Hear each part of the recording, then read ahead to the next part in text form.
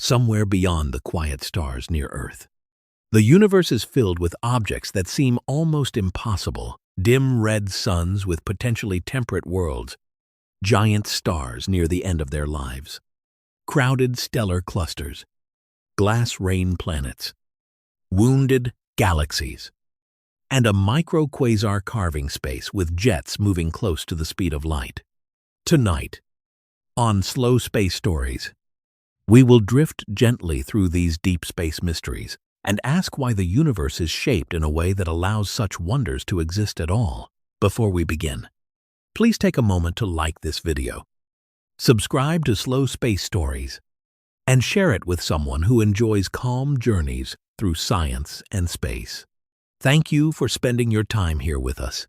And if you feel like leaving a comment, tell us what time it is, where you are watching or listening, and where in the world you are right now.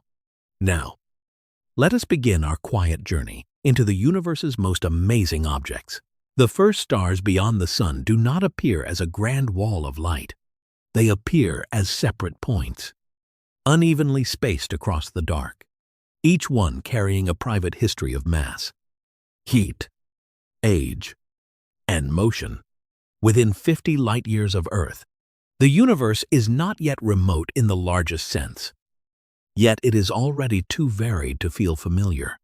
This nearby volume of space contains red dwarfs that burn with slow patience, white stars spinning fast enough to distort their own shapes, multiple systems stretched across enormous distances, and old giants whose swollen bodies quietly preview the future of the sun. It is a small neighborhood only by cosmic standards. In human terms, it is almost unreachable. Even the closest stellar system lies across a gulf so wide that ordinary travel turns into a thought experiment. And every other destination deepens that gulf by another layer. Yet astronomy does not need a spacecraft to begin the journey. It begins with light, with motion measured across years, with faint changes in a star's spectrum, and with the careful realization that the local sky is not a smooth backdrop, but a dense archive of different possibilities. The stars near the sun are not distributed like decorations fixed in place. They move through the galaxy, each following its own orbit around the Milky Way while drifting relative to its neighbors. Some pass close for a time and then recede. Some are approaching, slowly enough that the change means little to a single lifetime, but meaningfully enough that the map of nearby stars is different in the far past and will be different again in the distant future. The sun itself is part of that motion, traveling through a region of the galaxy where the nearby population is dominated by small, cool stars that remain invisible to the unaided eye. This is one of the first quiet corrections the local universe makes. The brightest stars in the night sky are not necessarily the closest, and the closest are often too dim to notice without instruments. Proxima Centauri, the nearest known star beyond the sun, is not a radiant landmark in the sky. It is a red dwarf, modest in mass and luminosity, emitting only a fraction of the sun's light. Its importance comes not from spectacle but from proximity. Around stars like this, planets can orbit close enough to receive meaningful warmth. Yet the same closeness can bring tidal locking, stellar flares, and difficult atmospheric questions. Even before any specific world is examined, the local neighborhood has already changed the meaning of habitability. A star may be gentle because it is small and long-lived, or hazardous because its habitable zone lies close enough for a planet to be exposed to magnetic storms and uneven heating. The same fact can open one possibility and close another. Red dwarfs make this tension especially clear because they are the most common stars in the galaxy. Most nearby systems are not grand suns like the one that lights Earth. They are smaller furnaces, long-lived and faint, capable of burning for far longer than the present age of the universe. Their planets, if present, often live in tight orbits where years may last only days or weeks. From a distance, such systems may look quiet. At close scale, They can become laboratories of atmospheric survival, magnetic shielding, and climate balance. This is why the first movement outward from the Sun does not immediately lead to exotic violence. It leads instead to subtlety, to objects that ask whether a low-light world can remain stable for deep time, whether an atmosphere can endure near a restless star, and whether life, if it ever appears in such places, would have to adapt to a sky profoundly different from the one above Earth. The local volume also contains stars more massive, brighter, and shorter-lived than the Sun. And these change the mood of the journey. Sirius, visible and brilliant, is close enough to dominate human attention. Yet its system also contains a white dwarf, the dense remnant of a star that has already passed through the later stages of stellar evolution.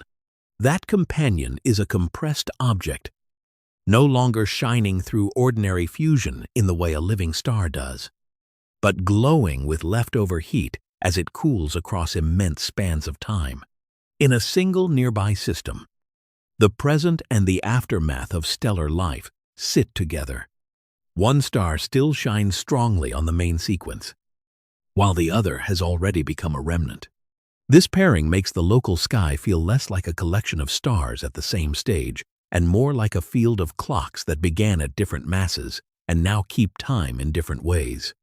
Some stars use their fuel slowly, some spend it quickly. Some have already burned through one life and entered another state entirely, not far away by cosmic measure. There are also stars that reveal how rotation can alter appearance. A rapidly spinning star does not remain a perfect sphere. Its equator can bulge outward, and the temperature across its surface can become uneven, with hotter poles and a cooler middle. What seems from Earth like a single point of light can therefore hide an object physically reshaped by its own motion. This is one of the local neighborhood's more useful lessons. Stars are not simply hot balls arranged by brightness. They are dynamic bodies governed by gravity, pressure, magnetism, rotation, and the steady conversion of elements in their cores. Their visible light is only the outer sign of deeper balances. When those balances change, the surface records the change. A slightly distorted star carries information about angular momentum. A dim companion reveals a hidden orbit. A dusty ring points to collisions and the leftover architecture of planet formation. Even a quiet star can be surrounded by the debris of old impacts, failed planets, or young bodies still being assembled. Multiple star systems add another layer of complexity. The Sun feels solitary because Earth has only one parent star. But solitude is not the only pattern. Many stars are born with companions. Some orbit close enough to exchange material. Others are separated by such wide distances that their connection is almost difficult to imagine. Yet gravity still ties them into one system. In these broad arrangements, a main star may be accompanied by smaller orange or red dwarfs, each moving through a shared gravitational history. From a planetary perspective, such systems can be difficult places. Orbits may be stable in some zones and unstable in others. Dust belts may be sculpted by unseen bodies. A planet candidate may appear promising and later dissolve into a more cautious interpretation, becoming not a world, but a cloud of debris from collisions among smaller objects. This uncertainty is not a failure of astronomy. It is part of the method. Nearby systems are close enough to tempt detailed claims, but still distant enough that every claim must pass through layers of inference. The star's motion, the dimming of light, the excess glow of dust, and the shape of a ring may all suggest a hidden body. Yet further observation can change the conclusion. The lesson is gentle but firm. The nearer universe is not easier because it is simple. It is easier only because the evidence is a little less faint. As the imagined path extends through this neighborhood, the sense of scale begins to shift. 50 light-years encloses thousands of known and possible stellar companions. yet it remains a small bubble inside the Milky Way. Within that bubble, the full grammar of stellar astronomy is already present. There are cool dwarfs and bright main sequence stars, aging giants and compact remnants, solitary suns and extended families, planet-hosting systems, and systems where planets remain uncertain or hidden. Some stars are young enough that their debris still tells of construction. Others are old enough that any planets they once carried may have been altered, scorched, swallowed, or thrown into new orbits. Some stars drift as ordinary members of the galactic disk, while others belong to older streams that may be remnants of smaller galaxies absorbed long ago. Even near Earth, the Milky Way's larger history passes through the local map. A star is not only a star. It is a point in a galactic migration, a record of chemical ancestry, a body aging under physical laws, and sometimes a marker of events that happened before the solar system existed. That is why beginning close to home does not make the journey small. It makes the strangeness more precise. The objects nearest the Sun show that deep space does not wait at the edge of the observable universe. It begins almost immediately. As soon as the Sun is no longer the only point of reference, the first few dozen light years contain worlds that may be temperate, stars that are almost too dim to see, bright bodies flattened by rotation, debris rings mistaken for planets, and giants that carry the future of ordinary suns in their cooling light. The local neighborhood is not a quiet preface to stranger regions. It is already a condensed version of the larger cosmos, close enough to study and distant enough to remind astronomy of its limits. Before the journey can move toward dense clusters, hostile planets, distorted galaxies, and the edge of philosophical speculation, it first has to pass through this nearby field of uneven lights, where familiarity gives way not to spectacle, but to carefully measured difference. Ross 128 does not ask for attention in the way a bright star does. It is a red dwarf, small and quiet, a faint ember in the local stellar neighborhood. And from Earth, it gives no visual promise that one of the more discussed nearby rocky worlds moves around it. Yet the interest in this system begins precisely with that restraint. A low-mass star can be almost invisible to the unaided eye and still become a serious place to look for planetary climates. Because habitability is not measured by brightness alone. It is measured by the relationship between a star, a planet, an orbit, an atmosphere, and time. Around a dim red dwarf, the zone where liquid water might persist moves inward, closer to the star, until a planet can receive enough energy while traveling through an orbit much tighter than Earth's. Ross 128b is one of those worlds where the first impression is balanced between promise and caution. Its estimated mass is modestly larger than Earth's, and if its composition is broadly rocky, then its gravity may not be violently unfamiliar. It appears to receive a level of stellar energy that allows discussion of temperate conditions rather than immediate dismissal. In the simplest models, its surface temperature could fall into a range where liquid water is not impossible, provided an atmosphere exists and provided that atmosphere behaves in a helpful way. The careful phrase is important. A number on a temperature estimate does not by itself make a world habitable. It only opens a narrow door into the deeper question of what kind of environment might actually be present there. The planet orbits close to its star, completing its year in less than 2 weeks. And that closeness almost certainly changes how it experiences light and gravity. Many such worlds are expected to be tidally locked, meaning one hemisphere may face the star for long periods while the opposite side remains turned toward space. This does not automatically destroy habitability, but it makes habitability less simple. Without an atmosphere, the day side could become far warmer than the night side, and the night side could lose heat into darkness. With a thick enough atmosphere, winds may carry warmth around the globe, softening the contrast. Around a quiet red dwarf, such a balance may be possible in principle. Around an active one, flares and charged particles can strip atmospheres, alter chemistry, and expose surfaces to radiation that makes long-term biological stability far less likely. Ross 128 matters because its parent star appears relatively calm compared with some other red dwarfs. It does not seem to erupt as violently or as frequently as more troublesome stellar neighbors. That quietness gives the planet a little more room in which to remain interesting. It does not prove that the world is gentle.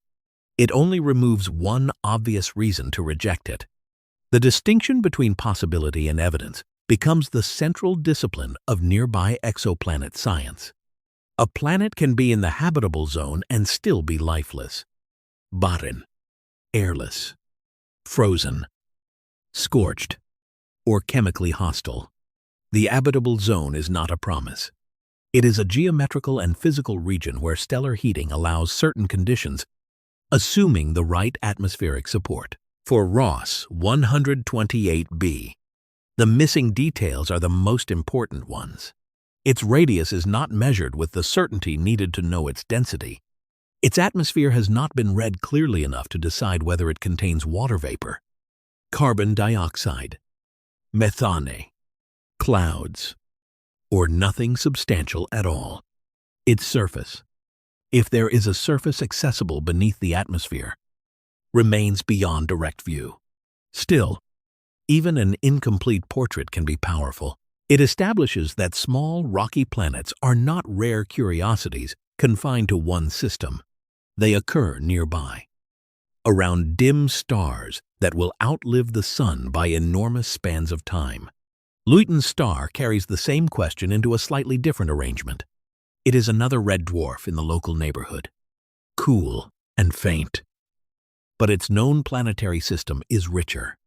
At least one of its confirmed planets, commonly called Luyten b, has drawn attention because it appears to be a super-Earth in or near the region where temperate conditions may be possible. The term super-Earth does not mean a better Earth, and it does not mean a habitable one. It simply describes a planet more massive than Earth, but still smaller than the ice giants of the outer solar system. That extra mass can matter deeply. A more massive rocky planet may hold onto an atmosphere more easily. Because stronger gravity can keep gases from escaping, it may also have stronger internal heat, longer volcanic activity, and a different balance between continents. Oceans, and mantle circulation. Yet there is a cost as well. Too much mass can produce a dense atmosphere that traps heat, or a surface pressure very different from anything familiar. A super-Earth can sit near the right distance from its star and still become an environment no organism from Earth could tolerate. What makes Luyten b significant is therefore not that it resembles Earth in any simple way, but that it occupies a category where several helpful and harmful possibilities remain open at once. Its orbit is close by solar system standards, but because the star is so faint, the energy it receives may be broadly comparable to the energy Earth receives from the Sun. Climate, again, depends on what surrounds the planet. Not only where the planet moves, the second confirmed planet in the Luyten system appears to travel much closer to the star, completing its orbit in only a few days. That inner world is likely to be hotter and more severe. A reminder that small red dwarf systems can compress radically different planetary environments into very tight spaces. A planet slightly farther out may sit in cautious discussion of habitability, while another only inward by a modest astronomical distance may be locked into heat, radiation, and atmospheric loss. The system may also contain larger and colder outer bodies, but those candidates only deepen the same lesson. Everything in a red dwarf system is interpreted through the faintness of the star. A distance that would freeze a world around one star may warm it around another.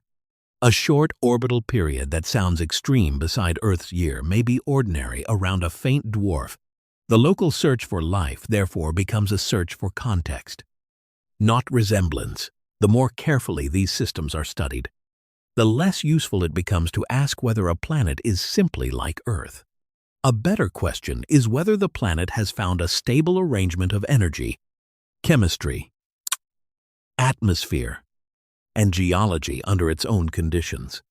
That kind of stability may have many forms, and some may look nothing like the only living planet currently known. Yet caution remains stronger than romance. Red dwarf habitability carries persistent problems that no attractive temperature estimate can erase. Tidal locking can reshape climate circulation. Stellar ultraviolet radiation can alter atmospheric chemistry. Early in their lives, many red dwarfs may be more active than they later become, meaning a planet now orbiting a calm star may have endured a harsher youth. Water can be lost before conditions settle. An atmosphere can be eroded before a world enters its long, quiet phase. In some cases, what looks habitable today may be the remnant of a planet that once had better conditions and lost them. In others, a world may have formed with enough volatile material to survive the early assault and remain protected. The same star type that offers immense time also demands early resilience. This tension gives the nearby red dwarf planets their quiet force. They are not dramatic in the usual sense.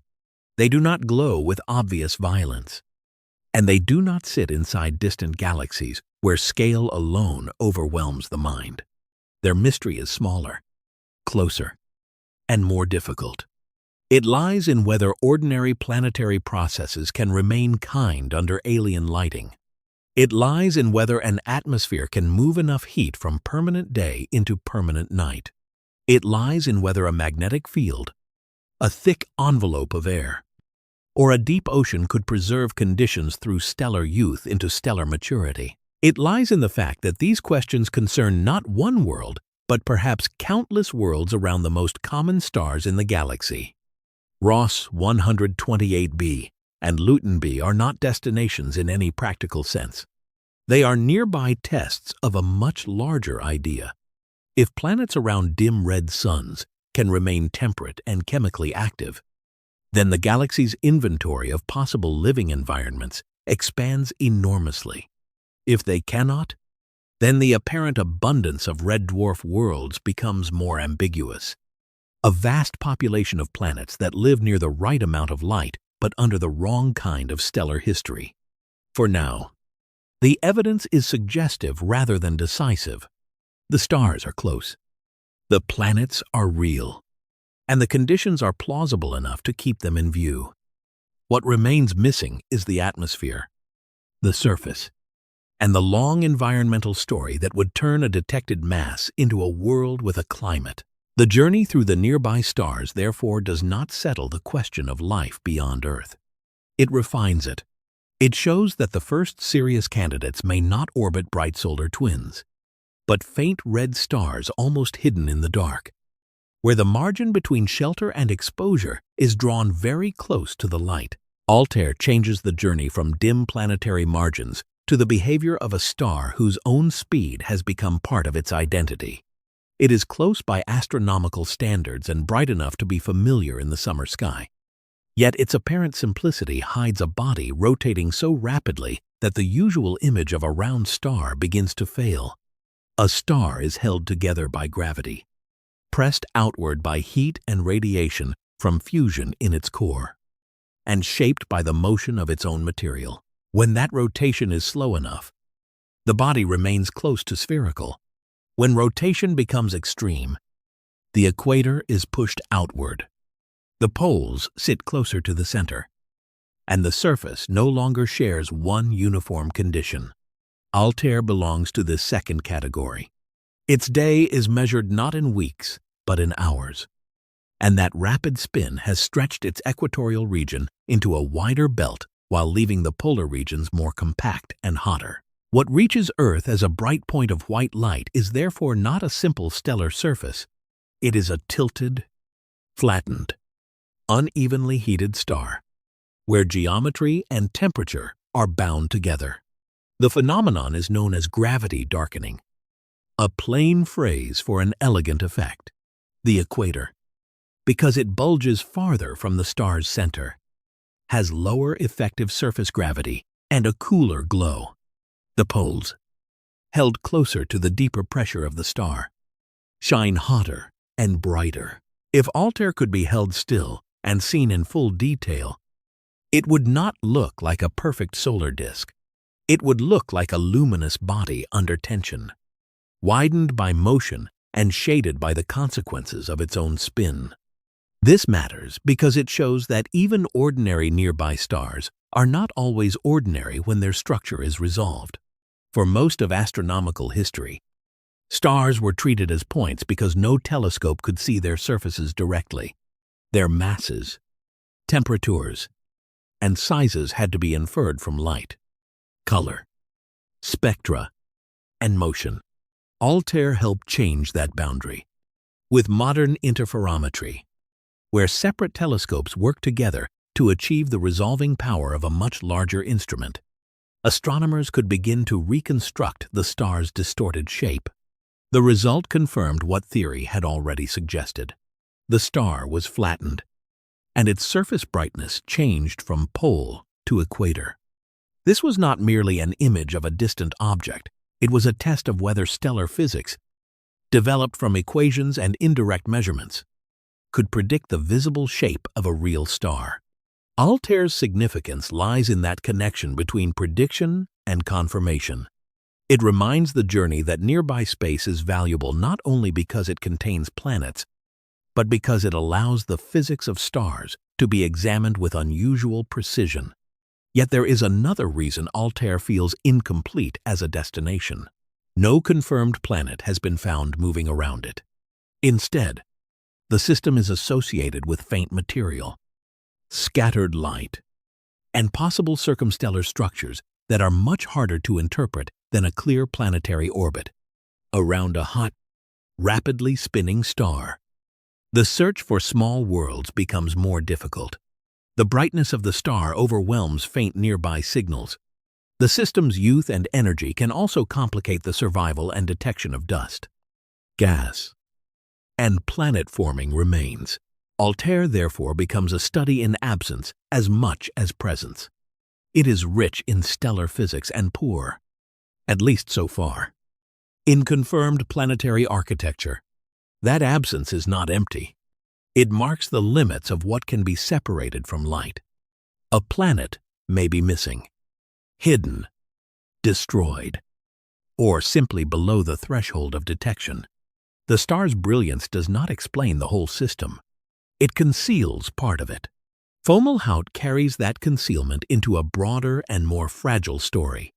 Unlike Altair, it is surrounded by one of the most famous debris structures in the nearby sky, a wide belt of dust and icy material far from the central star.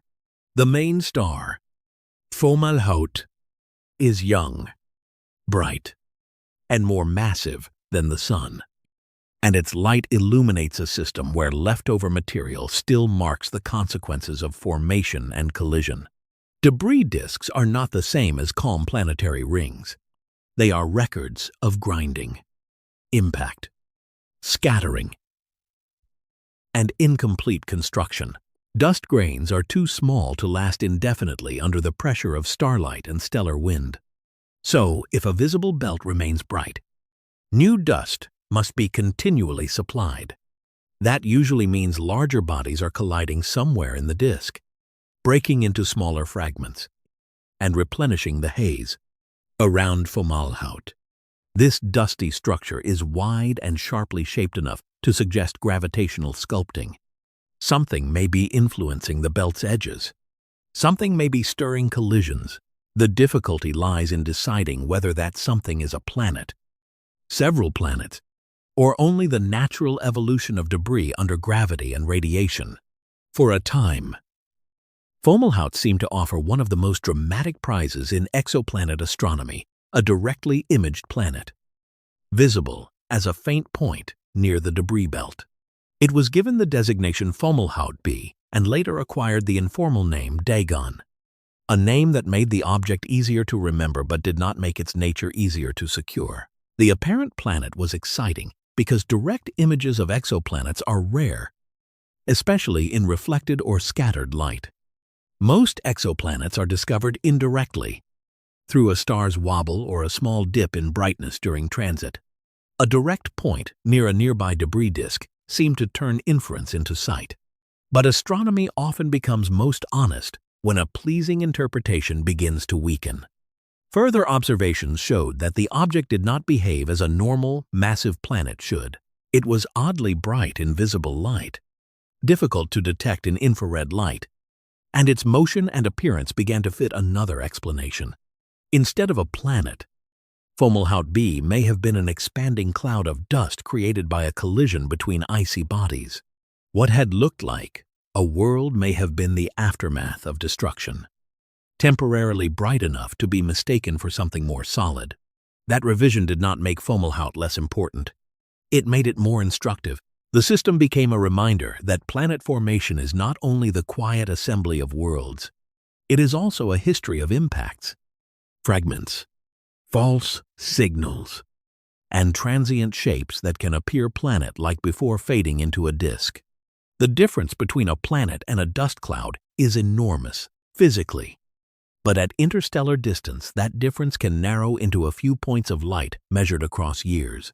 The evidence has to be patient enough to watch the object move, spread, dim, or fail to glow at the wavelengths expected from a young giant planet. In this way, Fomalhaut's failed planet claim became a kind of success for the method. It showed that astronomy could correct its own excitement, preserve the observation, and change the interpretation without discarding the system's deeper value. The wider Fomalhaut system adds still more texture because the bright central star is not alone. It is associated with distant stellar companions, forming a broad gravitational family spread across a scale that feels almost like a small association rather than a tight multiple system. One companion is an orange dwarf, another a red dwarf, and both sit far from the primary star compared with the compact orbits of ordinary binaries. Their connection to Fomalhaut A reveals how gravity can bind objects across distances large enough to make the system feel tenuous. In such a wide arrangement, the formation history may be complex. The debris around the main star, possible dust around the smaller companion, and the long orbital times involved all point to a system that is not easily reduced to a single neat picture. It is young enough that its materials have not settled into silence, but old enough that the earliest violent formation stages are partly hidden in aftermath. Dust remains. Planets are suspected but not settled. Collisions leave signatures that can imitate planets. Companions orbit far away, quietly widening the boundary of what counts as one system. Altair and Fomalhaut therefore stand as two different lessons in the nearby sky. Altair shows that a star itself can become a complex object once its surface is resolved, its rotation measured, and its shape understood as a consequence of speed. Fomalhaut shows that what surrounds a star can be just as difficult, not because there is too little material, but because dust, debris, and collision can speak in ambiguous signs. One star is altered by internal motion. The other is surrounded by external evidence that resists a single interpretation.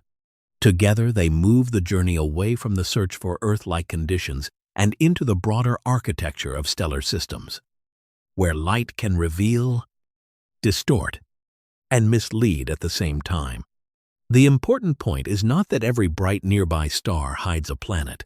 It is that every well-observed system becomes a negotiation between what the evidence first seems to show and what repeated observation can actually defend. In Altair, the negotiation ends in a clearer image of a flattened star. In Fomalhaut, it ends with a more cautious understanding of dust, impact, and planetary possibility. The local universe becomes stranger not by becoming louder, but by becoming better resolved, until a bright point becomes an oblate star and a suspected planet becomes a spreading trace of collision. Arcturus enters the journey not as a faint technical object, but as a visible star with an ancient character. It is one of the brightest points in the northern sky, warm in color and easy to recognize. Yet its brightness is not the brightness of youth. It shines strongly because it has changed. The star has already left the long, stable phase in which hydrogen fusion in the core can balance gravity with quiet reliability. And it has expanded into an orange giant, a body much larger than the Sun, but only modestly more massive. This distinction is the key to its meaning. Arcturus is not impressive because it began as an extreme star. It is impressive because ordinary stellar aging has made it enormous. A star can become vast not by being born monstrous, but by exhausting the fuel arrangement that once held it in a smaller form. For most of its life, a sun-like star spends hydrogen in its core, converting it into helium and maintaining a stable pressure against gravitational collapse. When the central hydrogen runs low, the core changes. It contracts. The surrounding layers respond, and hydrogen burning continues in a shell around the helium-rich center. The outer envelope swells, cools, and reddens. The star's surface temperature drops even as its total light output rises. Because the radiating surface has become so much larger, Arcturus carries this phase in a way that is close enough to study and bright enough to feel almost familiar. Its color is the visible sign of a deeper rearrangement, a transformation from stable middle age into a larger, more fragile state. If its center were placed where the Sun is, its expanded body would reach far beyond the orbit of Mercury and deeply alter the inner solar system. The exact comparison matters less than the physical direction. A star, once similar in scale to the Sun, has become something that no longer behaves like the compact yellow dwarf it may once have been. The atmosphere is extended. The outer layers are less tightly held. The future has begun to loosen the star from its earlier shape. This is why Arcturus turns the local journey inward, toward time. It does not merely show another type of star. It shows what a star becomes after the quietest and longest part of its life begins to end. The Sun is not Arcturus, and the details of their histories are not identical, but the broad path is related. The Sun will not remain as it is indefinitely.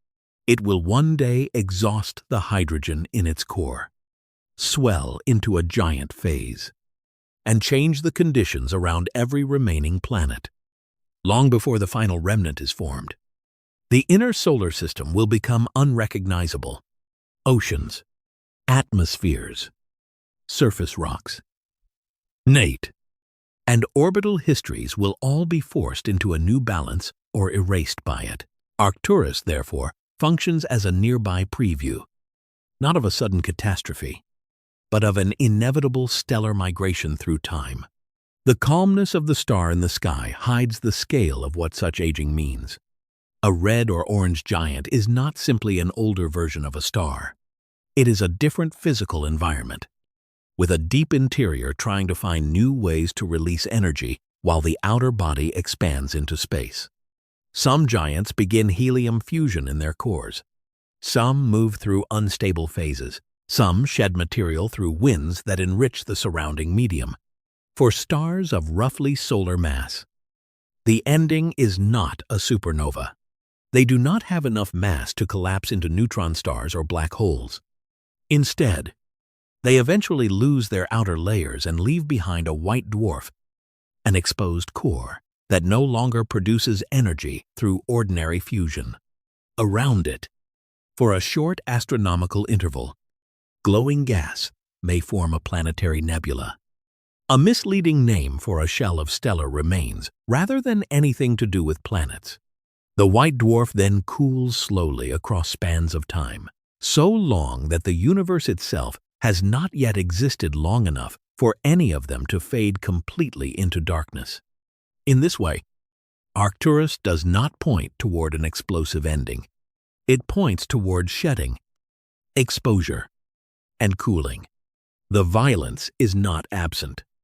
but it is slower and more dispersed than the collapse of a massive star. Material once held inside the star can drift outward, carrying elements into interstellar space, where they may later become part of other clouds, other stars, or other rocky bodies. Even gentle stellar death participates in the chemical renewal of the galaxy. The star's motion deepens the story. Arcturus is not moving through the Milky Way in exactly the same rhythm as the Sun. It belongs to an older population and is often discussed in connection with a stream of stars sharing related motion. Such streams can be interpreted in more than one way. Some may be the remains of smaller systems once absorbed by the Milky Way. Others may arise from gravitational resonances inside the galaxy itself. Patterns created as stars respond to the bar and spiral structure of the galactic disk. The details of the Arcturus stream remain a subject of careful interpretation, but the broader point is secure. Stars preserve information not only in their light, but in their movement. A spectrum can reveal chemical composition. A position can reveal distance. A trajectory can carry the memory of galactic structure and ancient disturbance. Arcturus is therefore both a star in late life and a participant in the Milky Way's long mixing. Its orange light reaches Earth from a body that has spent billions of years orbiting through the galaxy, crossing changing neighborhoods, moving through clouds and fields and gravitational patterns that were never visible as scenery but were always present as influence. A single bright star becomes a marker of stellar evolution and galactic archaeology at once. This double identity makes it different from the red dwarf worlds and dusty systems earlier in the journey. Around the smallest stars, the question was whether planets could remain temperate under faint light. Around Fomalhaut, the question was whether debris and collision had been mistaken for a planet. Around Arcturus, the question is what time does to the center of an ordinary star, and what remains when that ordinary star is no longer able to preserve its earlier balance. The answer is not simple decay. The star brightens as it ages. It expands as its core contracts. It cools at the surface, while deeper layers become more compressed and complex. Aging in stars does not always look like fading. Often it looks like enlargement, instability, and an increase in total radiated power. The visible calm of a giant can therefore be deceptive. Arcturus appears steady from Earth, but it represents a phase in which the old equilibrium has already been lost. The star is not dying in a human sense of abrupt decline. It is rearranging itself according to pressures that took billions of years to reach this point. That rearrangement may still continue for immense stretches compared with civilization. Yet compared with its earlier main sequence life, the giant phase is brief. Stellar old age is luminous but temporary. It is a flare of expanded structure before the remnant is exposed. The possible absence of planets around such a star is also meaningful. If planets formed there long ago, their present condition would depend on their original orbits and on the star's expansion and mass loss. Inner planets could be engulfed or scorched beyond recognition. Outer planets could survive physically while receiving a changing flood of light. Orbits might widen as the star loses mass.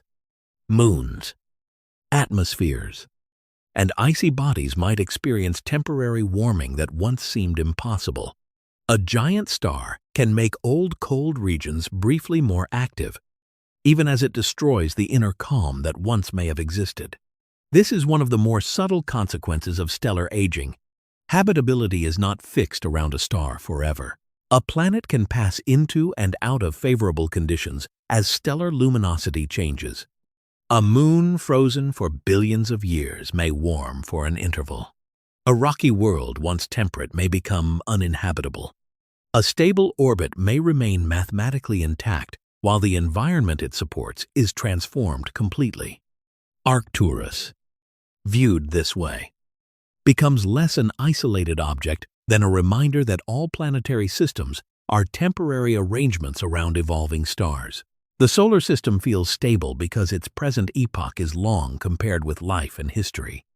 but in stellar terms, it is one stage, not a permanent design. The Sun's future giant phase will not be an exception to cosmic law. It will be a local example of a process already visible in nearby orange giants. Arcturus brings that process close enough for the eye to follow, turning a bright star into a quiet warning about the impermanence of stellar calm. Its light has crossed only a modest distance compared with the galaxy, but it has come from a much later chapter in the life of a sun-like body.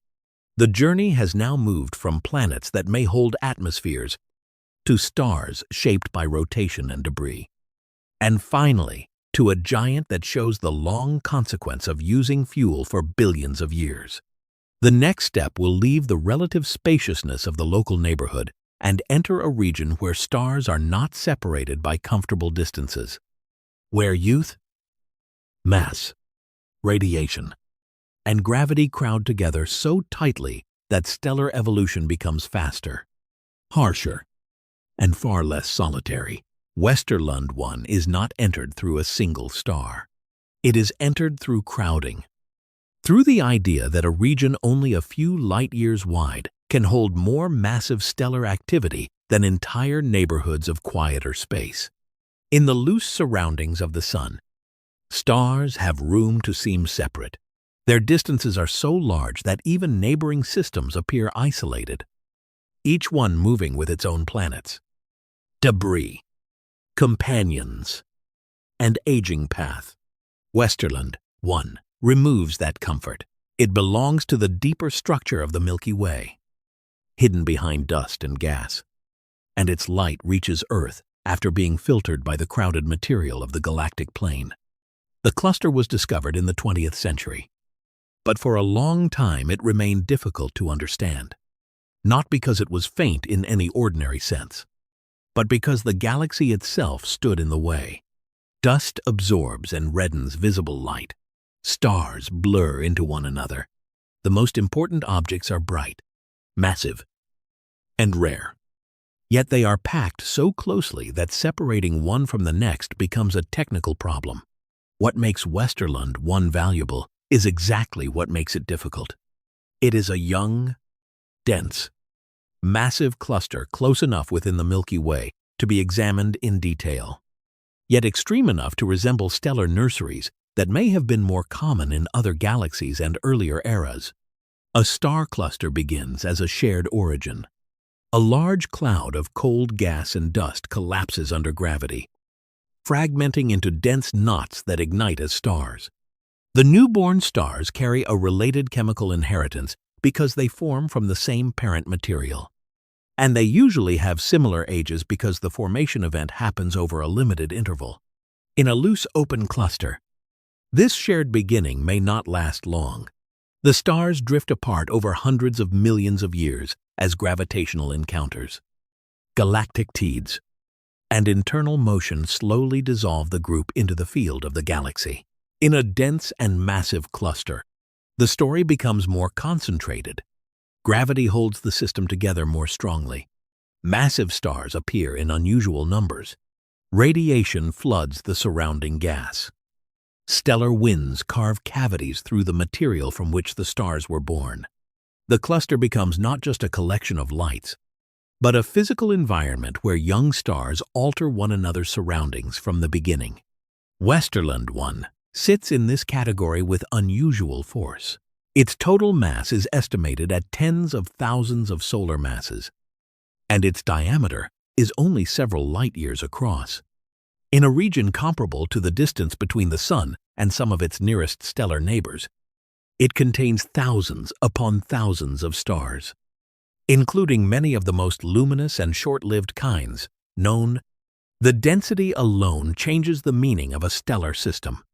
In the solar neighborhood, a star can evolve with relatively little direct disturbance from nearby stars. In Westerlund 1, proximity is part of the background condition. Close encounters become more plausible. Binary systems are common and consequential. Radiation fields overlap. Winds collide. The cluster behaves almost like a single collective engine, powered by many separate stars whose effects merge into a shared environment. Its youth sharpens that effect. Westerland 1 is only a few million years old, almost newborn by the standards of galactic time. When its stars were forming, Earth already carried complex ecosystems, but in stellar terms, the cluster had barely begun. This age estimate matters because the most massive stars live quickly. They burn through their fuel at a pace that would be impossible for smaller stars, spending their short lives in luminous excess before collapsing, exploding, or shedding their outer layers. A cluster that is only 4 to 5 million years old and already contains evolved massive stars gives astronomers a narrow view into the fastest channels of stellar evolution. It is young enough that many massive stars are still present, but old enough that some of the heaviest original members may already have passed through violent endings. That combination turns the cluster into a clock. By asking which types of stars are present and which are missing, astronomers can test models of how mass controls lifetime. If too few remnants are found, the question becomes where the collapsed objects have gone or how difficult they are to detect. The difficulty is made greater by the fact that the most massive stars rarely live alone in a simple way. Many form in binaries or multiple systems, where one star can strip material from another, gain mass, lose mass, spin faster, or change its final fate through interaction. In a place as dense as Westerland 1, this is not a minor correction. It may be central to understanding the population. A star that appears too evolved for the cluster's age may have been altered by a companion. A star that should have collapsed into a black hole may have lost enough mass to leave a different kind of remnant. A luminous object with a peculiar spectrum may carry the history of merger or mass exchange. The cluster becomes a reminder that stellar evolution is not always the life story of one isolated star. It can be a negotiation between neighbors, especially where massive stars are packed close together and born into systems that never allow them to evolve in solitude. The cluster's observational challenge has improved as telescopes have moved beyond ordinary visible light. Infrared observations can pass through some of the intervening dust, revealing stars that optical surveys cannot separate clearly. High-energy observations expose remnants and hot interactions. Spectroscopy allows astronomers to classify stars, estimate temperatures, identify winds, and infer chemical signatures. Westerland 1 is not understood by a single image. It is assembled from overlapping forms of evidence, each correcting for what another cannot see. That is part of why it has become so important. It forces the study of massive stellar populations to deal with real complexity instead of idealized isolation. Westerland 1 cannot be reduced to any single local question. Its meaning lies in population, density, and shared timing. It is a place where stellar birth has happened in a burst strong enough to produce many rare objects at once. Massive blue stars, yellow hypergiants, red supergiants, and other evolved luminous bodies occupy different phases of a rapid sequence. Their coexistence within one young cluster provides a natural laboratory because the initial chemical setting and age are broadly shared while mass and binary history create divergent outcomes. In this sense, Westerland 1 resembles a crowded experiment written by gravity. The presence of so many massive stars also implies an environment that would be unforgiving to fragile planetary systems. Young clusters contain disks around newborn stars, but in a place flooded with ultraviolet radiation and stellar winds, those disks can be eroded or disturbed. Closed passages between stars may reshape orbits. Supernovae inject energy and heavy elements into the surroundings while also sending shocks through nearby material. Planet formation may still happen in some protected places, but the conditions are far less gentle than in a quieter stellar nursery. Westerland 1 is therefore not primarily a place to imagine habitable worlds. It is a place to study the engines that make and distribute the elements from which later worlds may be built. Massive stars are destructive in their immediate surroundings, Yet they are also creative on galactic scales. They forge heavy elements, stir interstellar gas, and help regulate the chemical evolution of the Milky Way. The same radiation that would threaten a young atmosphere can also sculpt the clouds that form later stars. The same explosions that end stellar lives can seed future systems with oxygen, silicon, iron, and other materials required for rocky planets. Westerlund 1 holds this contradiction in a compressed form. It is hostile as an environment, but generous as a source of transformation. The cluster's future will be quieter than its present, but not soon in human terms. Over time, its most massive stars will disappear first, leaving black holes, neutron stars, or other remnants, depending on their masses and histories. Less massive stars will remain, and the cluster's structure will continue to evolve under gravity. Some members may be ejected. Others may sink inward through dynamical interactions. The surrounding gas will be driven away or consumed. What now appears as a brilliant, crowded nursery will gradually lose its most unstable lights and become a different kind of stellar system, marked by remnants and survivors rather than newborn giants. In Westerlund 1, the stars are young, but their endings are not remote. They are built into the same mass that makes them shine. The cluster shows stellar life at a scale where birth and death almost overlap, where a few million years can produce both newborn brilliance and collapsed remains. It is the first destination in the journey where the universe feels not merely varied, but accelerated. Processes that unfold gently around smaller stars are compressed into a short and radiant interval. To understand Westerlund 1 is to see that the Milky Way does not only make stars one at a time in quiet isolation. It can gather matter into dense, luminous communities where evolution becomes collective, violent, and brief. 1, 2, 2, 2, 2, 2, 2, 2, 2, 2, 2, 2, 2, 2, 2, 2, 2, 2, 2, 2, 2, 2, 2, 2, 2, 2, 2, 2,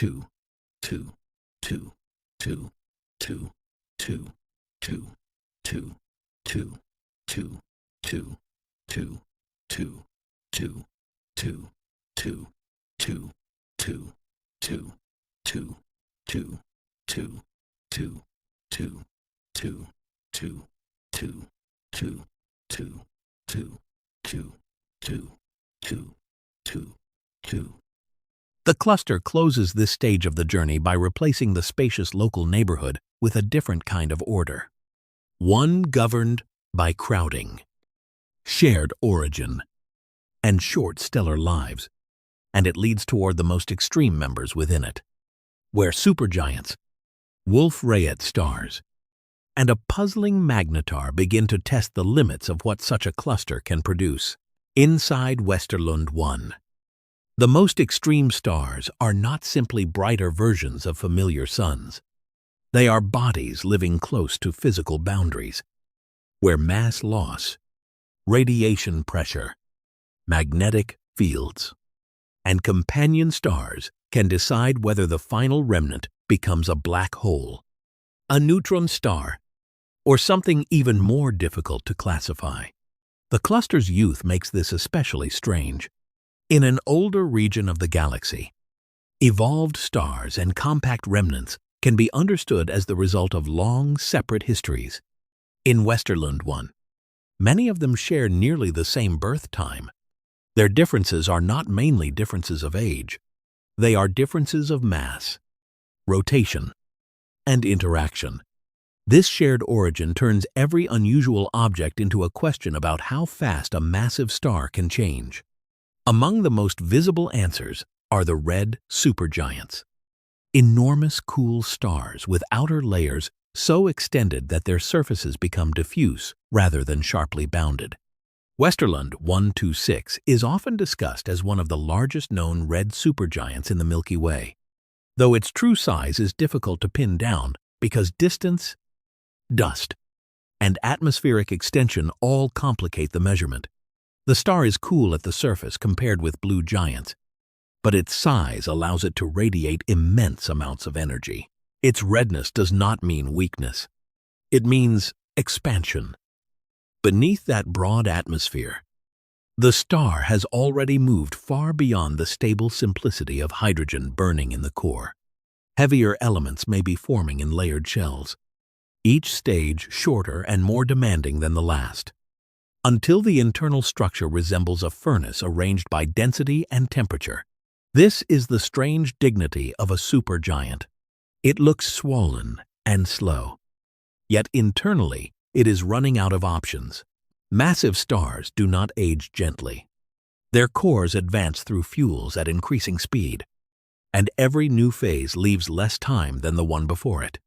The outer atmosphere may seem almost patient, but the center is approaching a boundary where pressure can no longer support the weight above it. Around such stars, stellar wind can remove material at a remarkable rate. Gas streams outward into the cluster, enriching the surrounding space before any final explosion occurs. A supergiant is therefore already changing its environment before it dies. Its wind, radiation, and instability are part of the cluster's chemistry. Nearby, the Wolf-Rayet stars reveal a more stripped and exposed form of massive stellar evolution. These stars are not calm blue points with ordinary surfaces. They have lost much of their outer hydrogen, either through intense winds or through interaction with a companion, leaving hotter inner layers exposed to space. Their spectra show broad emission lines created by dense, fast-moving outflows. The star is being uncovered while it still burns, and the loss of its outer body changes what kind of ending may be possible. In a cluster like Westerlund 1, the presence of many Wolf-Rayet stars is a strong sign that the most massive members are already near the final stages of their lives. They have not had billions of years to reach this condition. They have reached it in only a few million, because enormous mass accelerates every internal process. Their winds help carve the cluster's gas. Their radiation ionizes the surroundings. Their future explosions may seed the region with newly made elements or leave behind compact remnants hidden among the crowded light. Yet the real complication is that mass alone may not predict the outcome. A massive star in isolation follows one broad evolutionary path. A massive star in a binary can follow another. If a companion pulls away the outer layers, the star can lose enough mass to avoid the fate that would otherwise seem likely. If it gains material, it may appear younger or more massive than its age suggests. If two stars merge, the result can look like an object that should not fit neatly into the cluster's timeline. This is why the unusual stellar population of Westerlund 1 cannot be read like a simple sequence. It has to be read as a crowded history of exchange. The magnetar makes that history sharper. A magnetar is a neutron star with a magnetic field so intense that it becomes the defining feature of the remnant. A neutron star itself is already extreme, a collapsed core compressed beyond ordinary matter after a massive star's death. In a magnetar, the magnetic field can stress the crust. Power bursts of high-energy radiation and shape how the object slows as it spins. The magnetar in Westerlund 1 is puzzling because of what its existence implies about its parent star. Since the cluster is very young, the progenitor had to evolve quickly. That suggests it was extremely massive at birth. But a star born with enough mass might be expected to collapse into a black hole rather than leave a neutron star. The presence of the magnetar therefore creates a tension between expected final fate and observed remnant. The simplest way through that tension is to ask what removed the mass before collapse. Binary interaction offers a plausible path. If the progenitor had a close companion, material could have been transferred away during its life. The star could have begun extremely massive, then lost much of its outer envelope before the core collapsed. In that case, the final remnant could remain a neutron star rather than disappearing directly into a black hole. A nearby unusual star has been suggested as a possible former companion, though the evidence remains cautious rather than final. This idea makes the magnetar not just an isolated compact object, but the remaining clue of a disrupted partnership. One star collapses. The system is broken. The companion is flung away or left altered. The remnant stays behind. Small, dense, and magnetically fierce, inside the same cluster where its parent was born. This possibility gives Westerlund 1 a particular importance. It shows that the boundary between neutron star and black hole may not depend only on birth mass, but also on what happened to that mass before the end. Even the magnetar's slow rotation by neutron star standards carries meaning. It has already lost rotational energy, likely through its powerful magnetic field, and it continues to appear as a strong high-energy source in the cluster. Such an object is tiny compared with the supergiants around it. But in physical intensity, it belongs to a different scale entirely. A red supergiant may be large enough to swallow planetary orbits. A magnetar may be only the size of a city.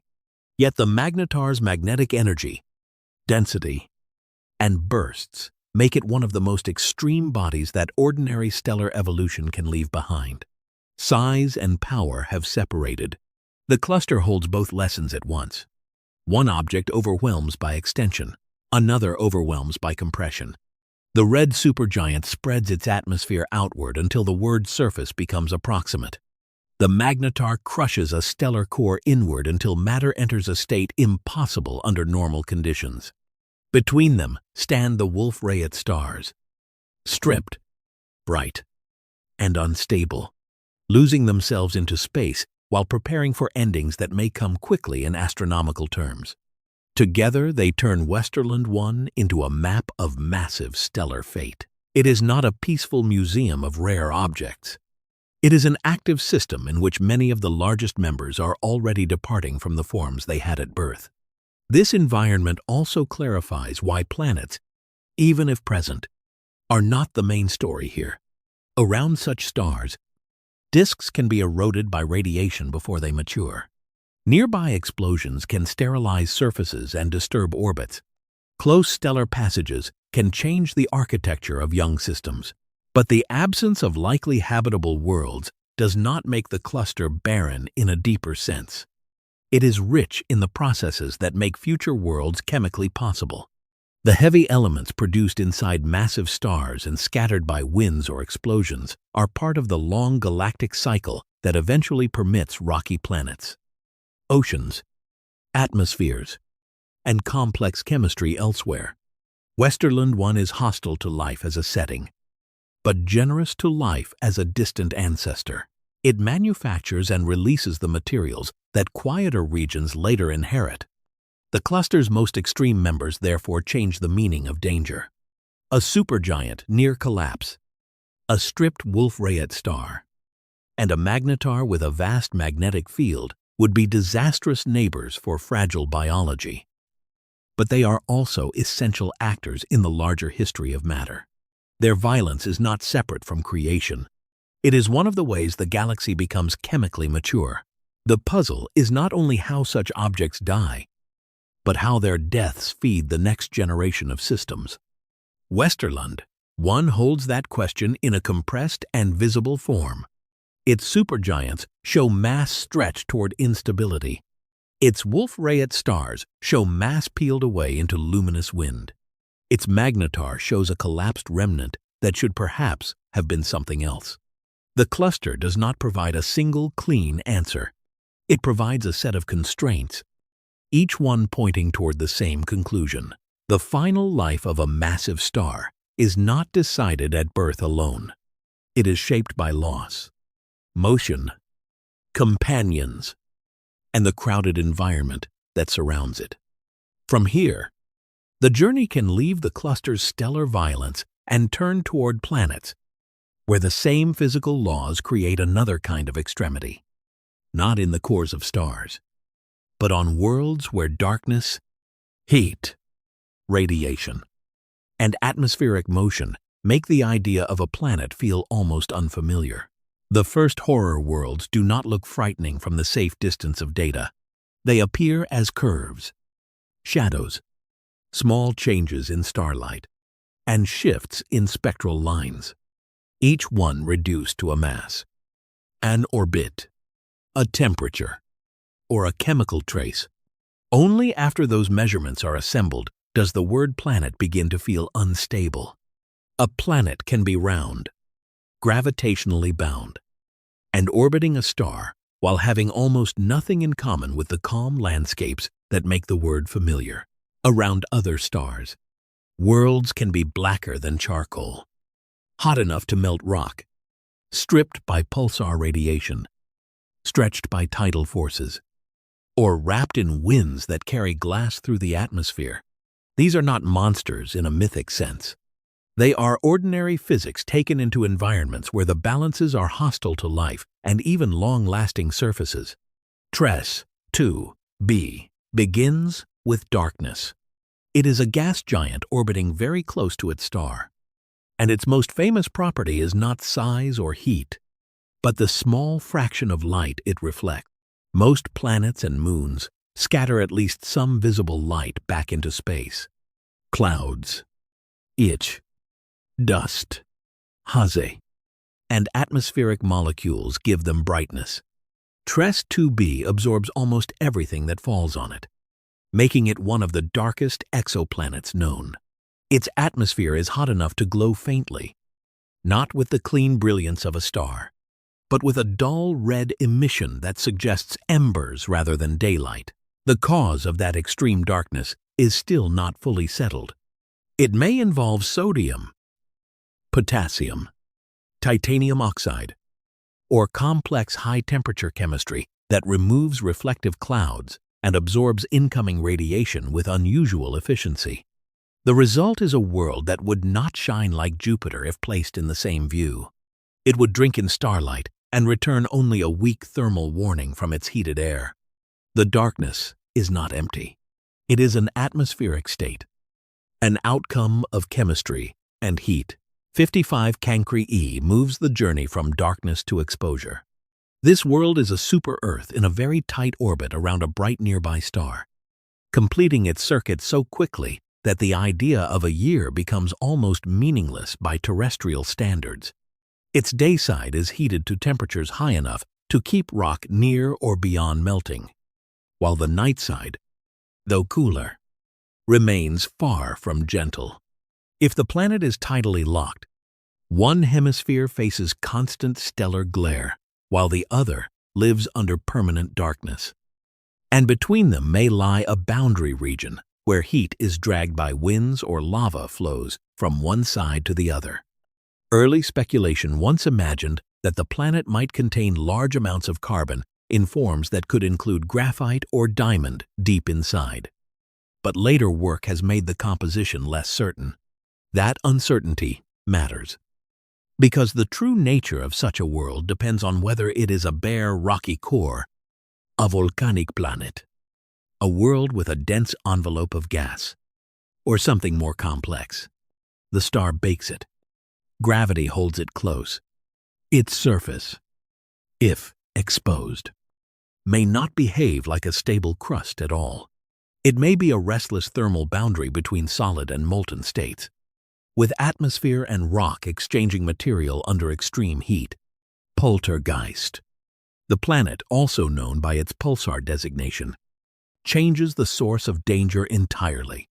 It does not orbit an ordinary living star but a pulsar, the compact remnant of a massive stellar death. A pulsar is a rotating neutron star whose beams of radiation sweep through space with clock-like regularity. Any planet in such a system exists under conditions that feel almost contradictory. The star that came before has already died. A supernova or another violent evolutionary pathway has left behind an object only city-sized yet more massive than the Sun. Around it, planets somehow persist or formed afterward from leftover material. Poltergeist is therefore not only hostile because of radiation, it is mysterious because of survival. if it existed before the stellar collapse. It had to endure an event capable of reshaping the whole system.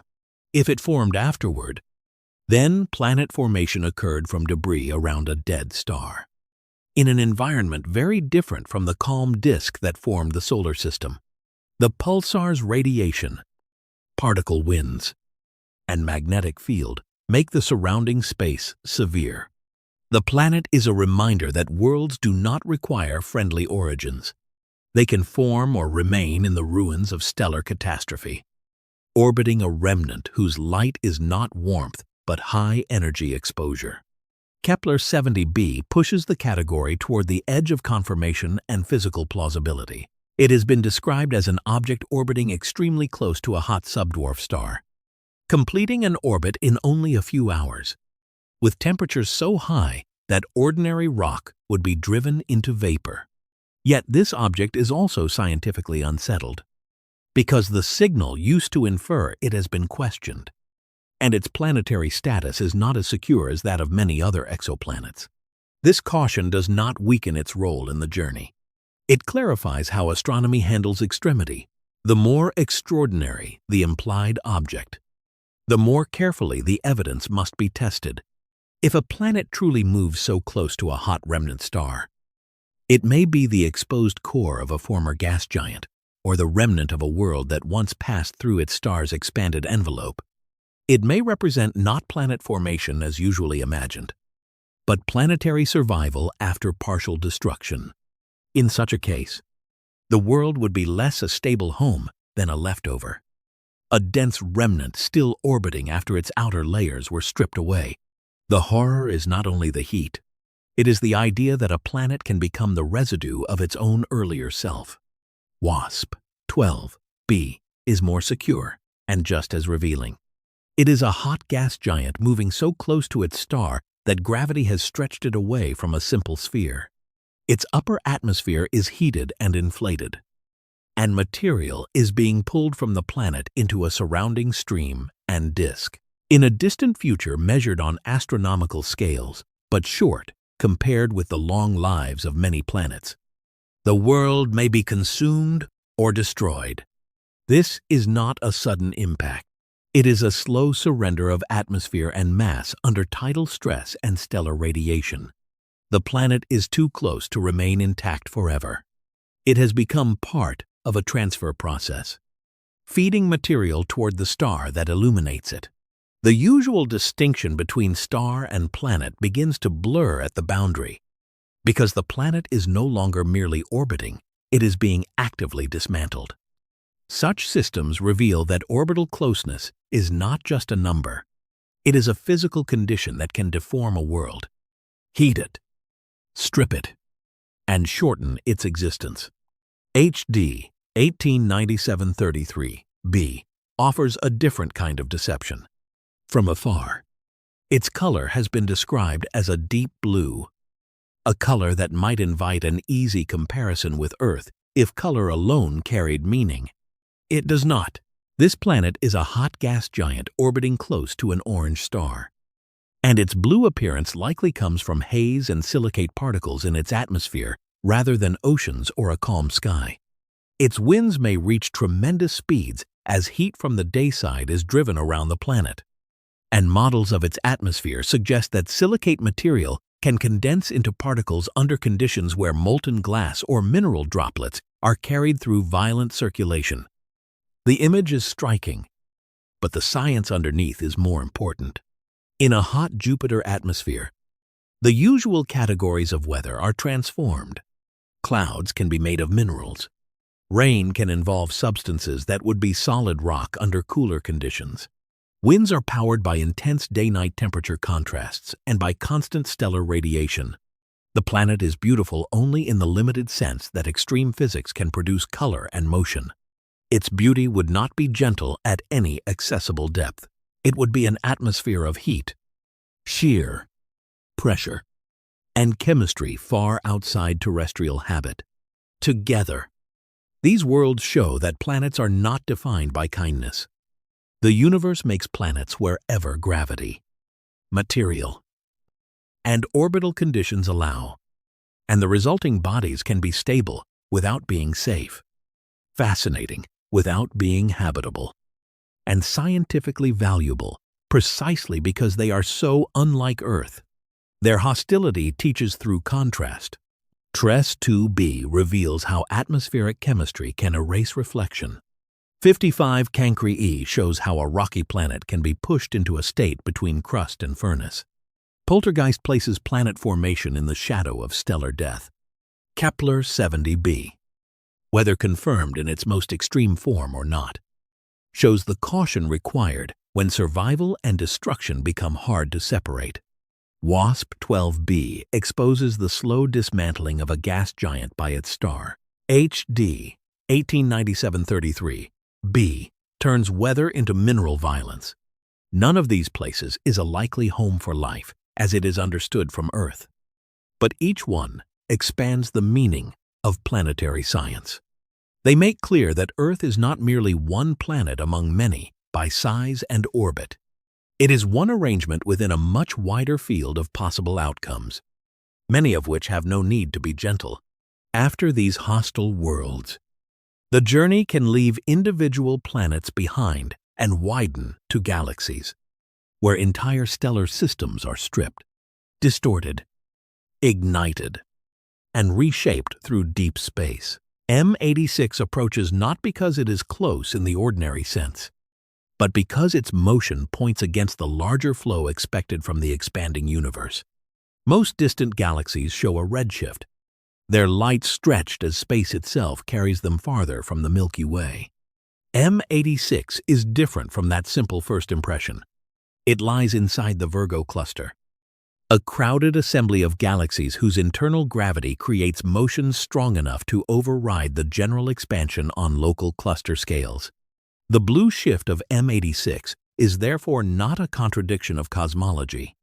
It is evidence that galaxies do not drift through space as isolated islands. They fall, swing, plunge, and scatter through gravitational fields shaped by other galaxies. Dark matter, and the hot thin gas that fills a cluster. The galaxy's motion is not merely a fact of position. It is a physical force acting on the galaxy itself. As M86 moves through the Virgo cluster, it travels through intra-cluster gas, a diffuse atmosphere spread between galaxies. That gas is much thinner than any air. Yet at galactic speeds, it becomes consequential. A galaxy carries its own gas, the raw material for making new stars. But when it plows through the cluster medium, pressure builds against that gas and can strip it away. The process is often called ram pressure stripping, a name that sounds mechanical because the physics is direct. Motion through a medium produces pressure. If that pressure exceeds the galaxy's gravitational grip on its gas, the gas is pushed out, drawn into filaments, and left trailing behind. Stars continue on their orbits more easily. Gas, spread out and vulnerable, is removed. In this way, a galaxy can keep much of its older stellar body while losing the material needed to renew itself. The effect is not just cosmetic. It changes the future. Without cold gas, star formation declines. Spiral structure fades. A galaxy that once made blue young stars can become quieter, redder, and older in its visible population. M86 carries signs of that history in warm hydrogen filaments and disturbed material around it. Some of those structures connected to other galaxies in Virgo, including the damaged spiral NGC 4438, part of a region known for interacting galaxies. Tidal forces can pull streams of stars outward. Cluster gas can strip interstellar material. Encounters can thicken, disturb, or partly erase earlier structures. M86 also contains an unusually rich population of globular clusters, dense old star groups that may preserve the memory of earlier accretion events. A massive galaxy can build itself by absorbing smaller systems, leaving behind stellar streams, halo debris, and extra clusters as traces of what it consumed. Seen this way, M86 is not a finished object with a single origin. It is an accumulation, a body assembled and altered by its place inside a crowded cluster. The blue shift that first makes it stand out is only the visible sign of a larger truth. Galaxies have weather, not weather made of rain and wind, but weather made of hot gas, gravity, pressure, and motion through environments large enough to contain thousands of star systems. ESO 137-001 makes this galactic weather almost visible in a more dramatic form. It is a spiral galaxy falling through a massive galaxy cluster, and behind it trail long streams of gas drawn out by ram pressure. The galaxy has often been described as jellyfish-like because its stripped material extends behind the disk in luminous tendrils. A galaxy like ESO 137-001 is being reshaped by the medium it crosses. It is not trailing gas as decoration. It is losing part of its future. The stripped tails can stretch across hundreds of thousands of light years, carrying hydrogen and other material away from the region where it once helped form stars. Yet the process is not simply a removal. Inside those tails, new stars can form. Gas compressed by stripping can collapse into bright knots, so that the wake of a fading spiral becomes a place where new stellar light appears outside the main disk. This is one of the strange balances of cluster life. The same pressure that starves a galaxy can briefly ignite star formation in the material it removes. The galaxy is being diminished and extended at the same time. Its disk loses fuel, while its wake becomes an unplanned nursery stretched through the cluster medium. Such objects reveal why galaxies cannot be understood only from their shapes. A spiral form suggests rotating order, arms, dust lanes, and steady formation of young stars. But a spiral galaxy inside a dense cluster may be undergoing transformation even while its basic shape remains partly recognizable. The gas is the vulnerable component. Remove it, and the galaxy's visible future changes. The older stars keep orbiting, and the central bulge may remain.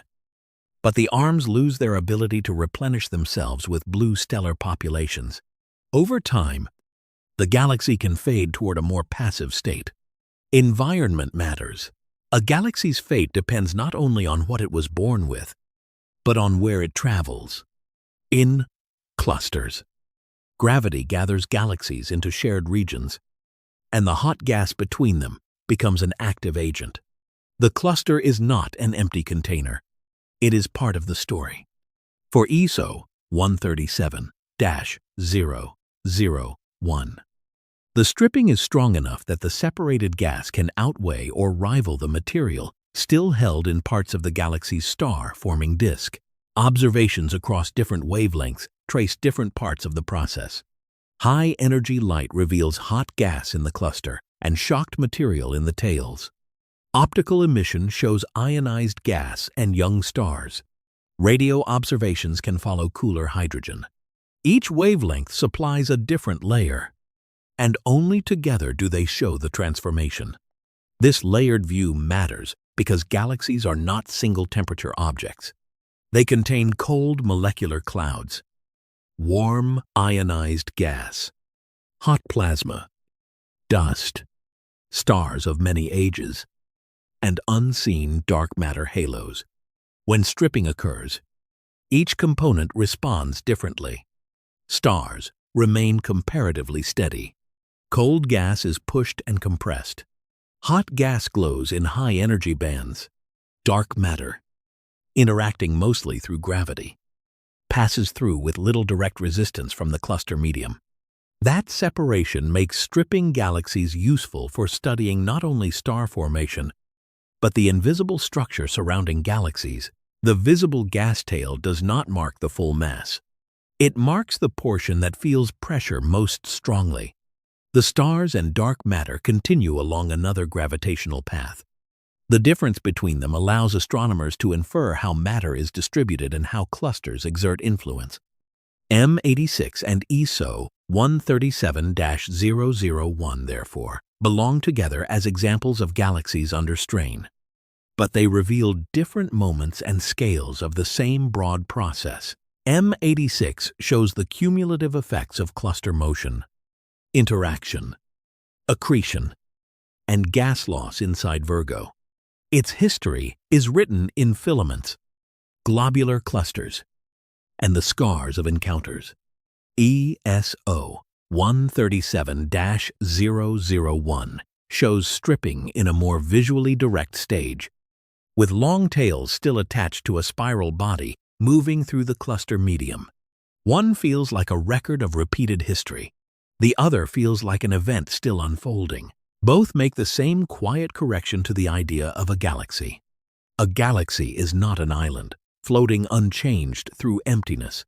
It is a system immersed in surroundings.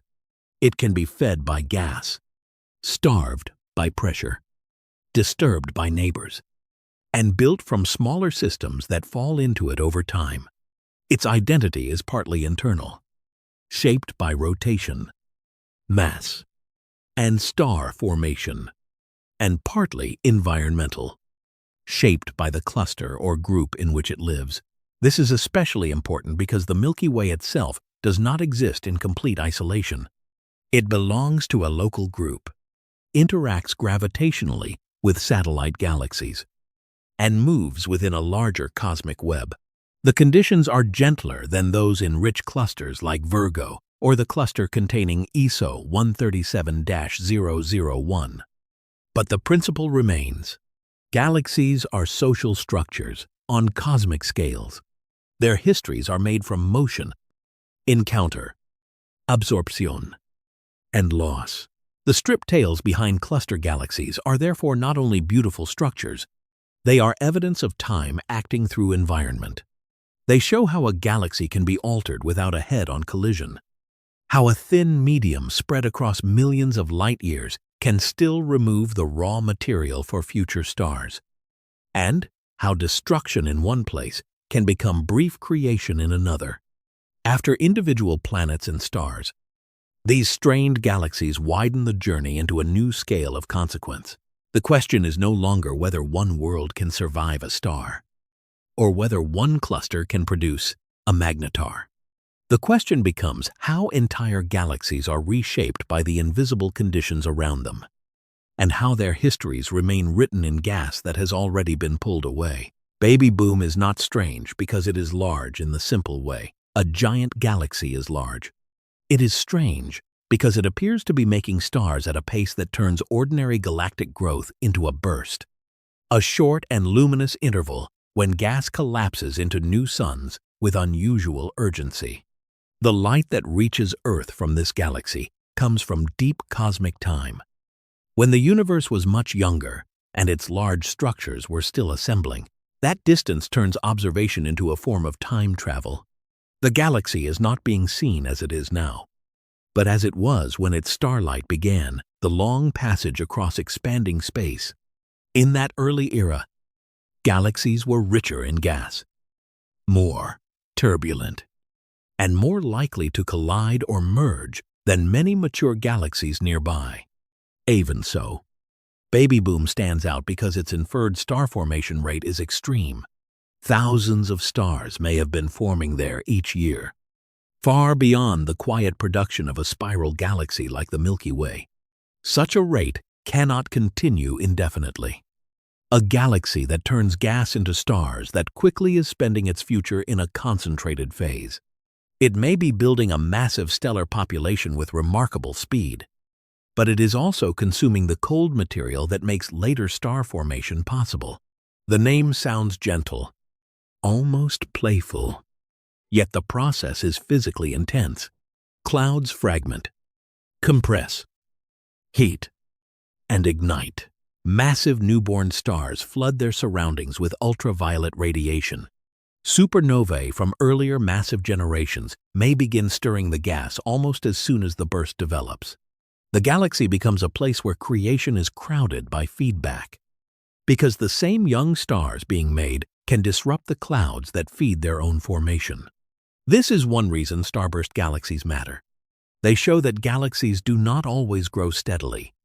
Sometimes they pass through episodes in which gas supply, gravity, merger dynamics, and internal turbulence align to produce a temporary acceleration.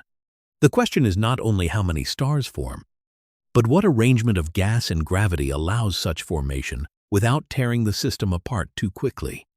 Baby boom is especially important because it appears at a time when the early universe was still deciding what many of its large galaxies would become. Its light suggests a stage of fast assembly, a possible glimpse of how massive galaxies could build their stellar bodies much earlier than slow models once made comfortable. The object, therefore, presses on the timeline. If such galaxies are forming stars at extraordinary rates in the young universe, then the seeds of later massive structures may have grown in episodes that were brief, dusty, hidden, and difficult to detect. Much of the star formation in such objects can be concealed by dust. Because newborn stars heat surrounding grains that then glow in infrared light, the visible galaxy may show only part of the process. The deeper activity has to be inferred from longer wavelengths, where dust re-radiates the energy it absorbs. In this way, baby boom becomes not only an object, but an observational challenge. It asks whether the universe built some of its great stellar populations in phases that ordinary visible light would miss. The Sombrero Galaxy brings the journey back toward a nearer and more sharply shaped object. But it does not make the story simpler. Known as M104. It is famous because its form is instantly recognizable, a bright central bulge crossed by a dark, nearly edge-on lane of dust. That dust lane gives the galaxy the appearance of a broad brim, while the luminous core rises like a crown above it. The image is memorable, but the structure behind it is more subtle than the nickname suggests. The Sombrero Galaxy does not fit comfortably into one ordinary category. It carries features associated with spiral galaxies, including a disk, dust, and gas. Yet its large central bulge and extended older stellar population resemble the structure of an elliptical galaxy. This mixed character has made it an important example of how galactic appearance can preserve the memory of older events. A galaxy may not be born with the form it now displays. It may acquire that form through mergers, accretion, gas settling, and repeated gravitational disturbance. The dust ring around the Sombrero Galaxy contains cold material where star formation can occur. But much of the galaxy's light comes from older stars. That contrast matters. The dark band is not merely a visual feature, it is a reservoir and a record. A region where gas and dust have settled into a flattened structure around a much older stellar body.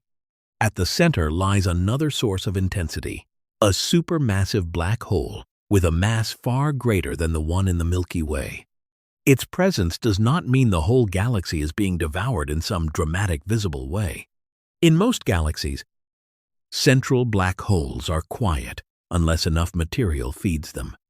But even a relatively calm central black hole influences how the galaxy is understood, because it connects the visible bulge to the invisible history of mass concentration in the core. In the Sombrero Galaxy, the bright nucleus, the old stellar population, and the dark ring of dust all occupy one image, making the system feel almost architectural. Yet this architecture may be the outcome of disruption. If the galaxy formed or was reshaped through a major merger, then its present elegance is a settled aftermath. Stars that once belonged to separate systems have become mixed. Gas has found a disk. Dust has gathered into a lane that slices across the light. The galaxy looks stable now because time has smoothed the collision into structure. The Black Eye Galaxy, M64, carries its history more visibly wounded.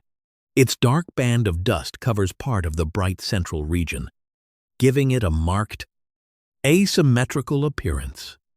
Like the Sombrero Galaxy, it is close enough and bright enough to be studied in detail, but its deeper strangeness lies in motion rather than appearance alone.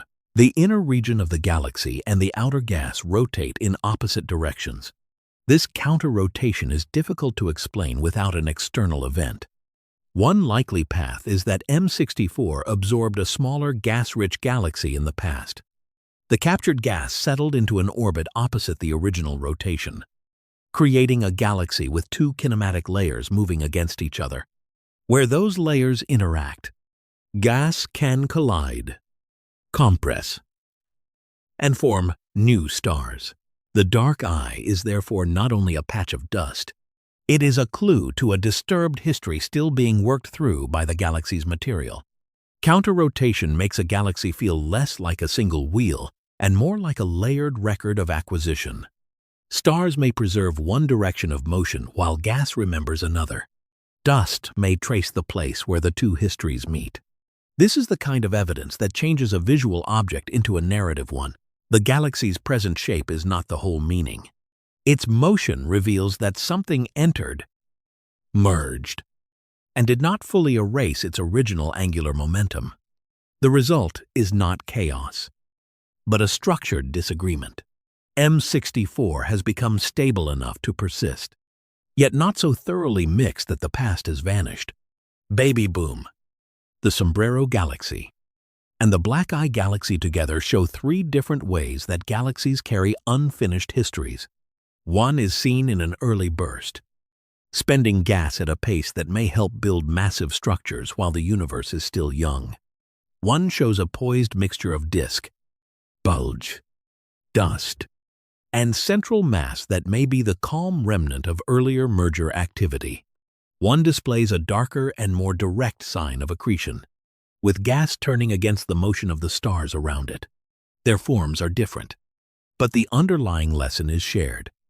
Galaxies are not static designs. They are long processes seen at particular moments. A starburst is a moment of accelerated construction. A dust ring may be a settled scar. A counter-rotating disk may be the surviving signature of a smaller galaxy that has disappeared into a larger one. Even beauty in these systems is often historical rather than decorative. The striking appearance is the residue of motion, collision, feeding, and rearrangement. After the stripped galaxies of the previous stage, these objects add another dimension to galactic transformation. Pressure from a cluster can remove gas from the outside, but mergers and internal settling can rewrite a galaxy from within. Some histories trail behind in luminous wakes.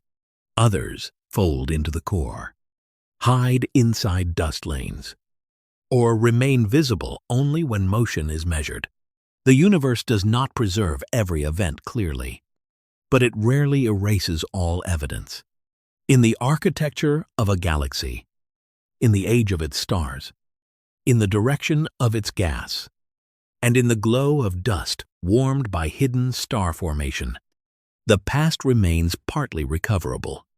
These galaxies do not answer why structure forms so differently across cosmic time, but they narrow the question. The same gravity that gathers stars into galaxies also exposes them to collision, consumption, compression, and renewal. From here, the journey can turn from whole galaxies to a smaller but fiercely active engine inside one stellar system, where a compact object feeds, ejects matter, and draws a miniature version of quasar physics into the scale of the Milky Way. SS433 is small only when compared with the engines. It resembles a quasar in the distant universe, is powered by a supermassive black hole feeding at the center of a galaxy, where an accretion disk can shine with more energy than billions of ordinary stars. SS433 works on a smaller scale, inside the Milky Way, but the resemblance is strong enough to give it the name microquasar. It is a binary system, a pair of objects bound together so closely that one member is being changed by the other. One object is compact, most likely a black hole or possibly a neutron star, the remnant of a collapsed massive star. The other is a luminous star losing material into its companion's gravitational reach. Between them, Ordinary stellar matter is pulled out of familiar form and forced into a disk, a flow, and finally two narrow jets moving outward in opposite directions. The system lies inside the supernova remnant known as W50, often called the Manatee Nebula because of its broad, distorted shape. That surrounding nebula is not a passive backdrop. Its elongated form appears to have been carved and stretched by the jets. So the microquasar and the remnant have to be understood together. A compact engine sits inside a shell of older stellar violence. And from that engine, streams of matter continue to drill through the debris. The result is one of the rare places in the galaxy where the physics of quasars becomes accessible on a humanly closer scale. Not because it is gentle, but because it is near enough for repeated observation to follow change over days, months, and years. The system's first importance came from its unusual emissions. It was detected as a source of strong radio and high-energy radiation, the kind of signal that does not fit a quiet star. When astronomers examined its light in more detail, they found moving spectral lines that shifted in a pattern no ordinary star could explain. Those shifts revealed jets traveling at a substantial fraction of light speed. Matter was not only falling inward, some of it was being expelled with extraordinary precision and energy. The word jet can make the process sound simple, but the physical chain is difficult. Gas leaves the donor star and spirals toward the compact object. As it falls inward, it forms an accretion disk, where friction, turbulence, magnetic fields, and compression heat the material until it glows intensely. Near the inner disk, a fraction of that material is redirected away from the system rather than swallowed. It escapes along two opposite axes, shaped by magnetic fields and rotation, and leaves at about a quarter of the speed of light. The jets are therefore not side effects in any minor sense. They are a major channel through which the system releases energy and matter. They also make SS-433 visible as a moving engine rather than a static source. The jets do not point in one fixed direction. Their axis slowly changes orientation, a motion called precession, similar in principle to the wobble of a spinning top. Because of this, the outgoing streams trace a corkscrew pattern through space. The shape is not decorative. It is a record of the disk's orientation changing as material continues to leave the system. This precession turns SS-433 into a natural drawing instrument. Over time, it writes the motion of its inner engine into the surrounding gas. The Manatee Nebula preserves that writing on a larger scale. Its eastern and western lobes appear inflated or distorted where the jets have deposited energy, pushing into the older supernova material and the surrounding interstellar medium.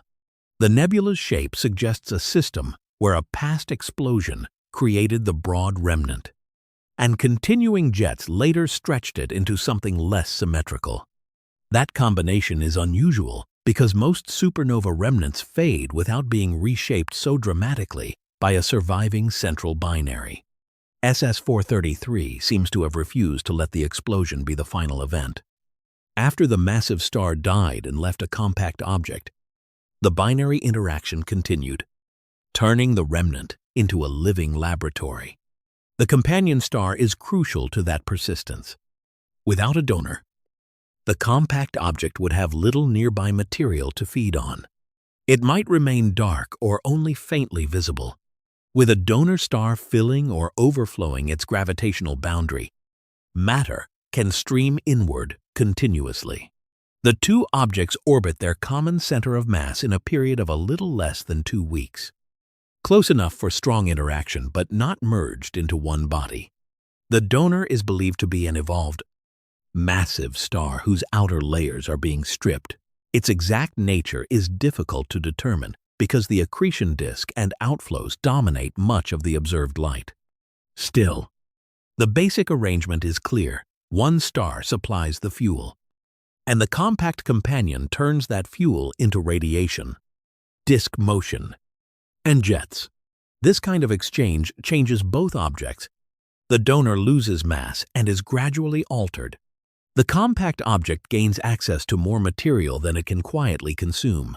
The disk becomes overloaded, bright, and unstable, and the excess escapes in structured outflows. In this sense, SS433 is not simply a black hole candidate with a companion. It is a system in which the companion controls the visibility and behavior of the compact remnant. The black hole, if that is what sits at the center, does not reveal itself by darkness. It reveals itself through the matter it forces into motion. This is a recurring lesson in high-energy astronomy. The most compact objects are often known not by seeing their surfaces, because they may have none in any ordinary sense, but by watching the surrounding material respond to gravity. In SS433, that response is unusually rich. The accretion disk shines. The jets move fast enough to shift spectral lines. The surrounding nebula records the direction and power of the outflows. The binary orbit modulates the observed signal. Each piece of evidence is partial, but together they form a coherent picture of a compact engine embedded in a remnant. The value of this system grows from the fact that it is close enough for structure to be resolved more directly than in distant quasars. In a quasar, the central black hole may be vastly more massive, and the jets may extend across enormous intergalactic distances. But the central region is so far away that many processes have to be inferred from unresolved light. SS433 offers a smaller version, where the timescales are shorter and the geometry can be tracked with unusual patience. Observatories can watch the jets change orientation. Spectra can follow their motion. Radio images can show the outflows interacting with surrounding material. High-energy observations can reveal where particles are accelerated. The system becomes a bridge between stellar remnants and galactic nuclei. It suggests that some of the same physical principles operate across enormous differences in mass. From a compact object of only stellar scale to a black hole millions or billions of times more massive. Accretion, magnetic fields, rotation, and jet launching appear again and again in the universe, not as identical events, but as related solutions to the problem of matter falling into deep gravity. Yet SS433 also refuses to become a perfect miniature. Its accretion rate may be extremely high, possibly exceeding the steady limit at which radiation should push strongly against infalling material. Its disk may be thick, wind-filled, and partly hidden. Its jets carry baryonic matter, ordinary particles such as protons and atomic nuclei, rather than being only a pair of invisible energy beams. Its orientation means that the brightest high-energy regions may be partly obscured from Earth. These complications are not obstacles to its importance. They are the reason it matters. Real accretion systems are messy.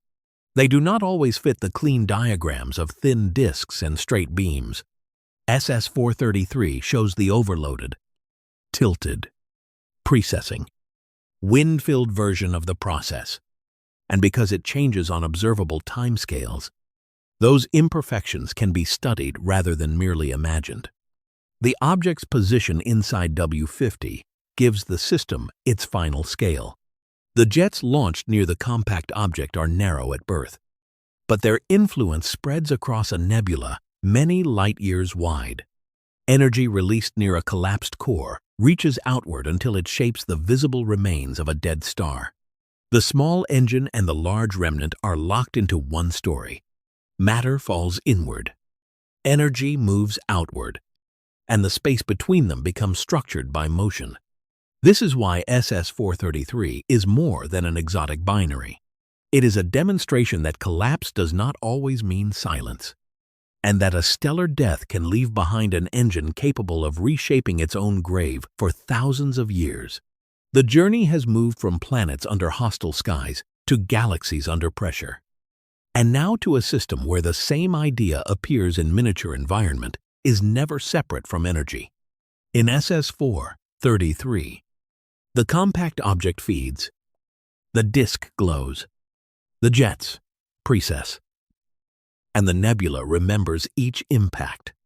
What remains unresolved is not whether the system is powerful, but exactly how the inner disk turns falling matter into such steady, vast, and beautifully distorted escape. The jets of SS-433 make the system look outward, but their origin lies in one of the most inward processes in astronomy. Matter first has to lose its old identity as part of a star. It leaves the donor through the pull of the compact companion, falls toward a region where gravity steepens rapidly, and spreads into a disk because it cannot simply drop straight in. The material carries angular momentum, the stored motion of orbit, and that motion forces it to circle as it descends. In the disk, gas closer to the center moves faster than gas farther out. Layers shear past one another. Magnetic fields thread the plasma. Heat rises from friction, compression, and turbulence until the disk shines in high-energy light. This is the accretion problem in its most vivid form. Gravity can pull matter inward, but rotation resists a direct fall. And the disk becomes the place where matter slowly gives up enough motion to move closer to the compact object. SS-433 is especially revealing because the flow appears overloaded.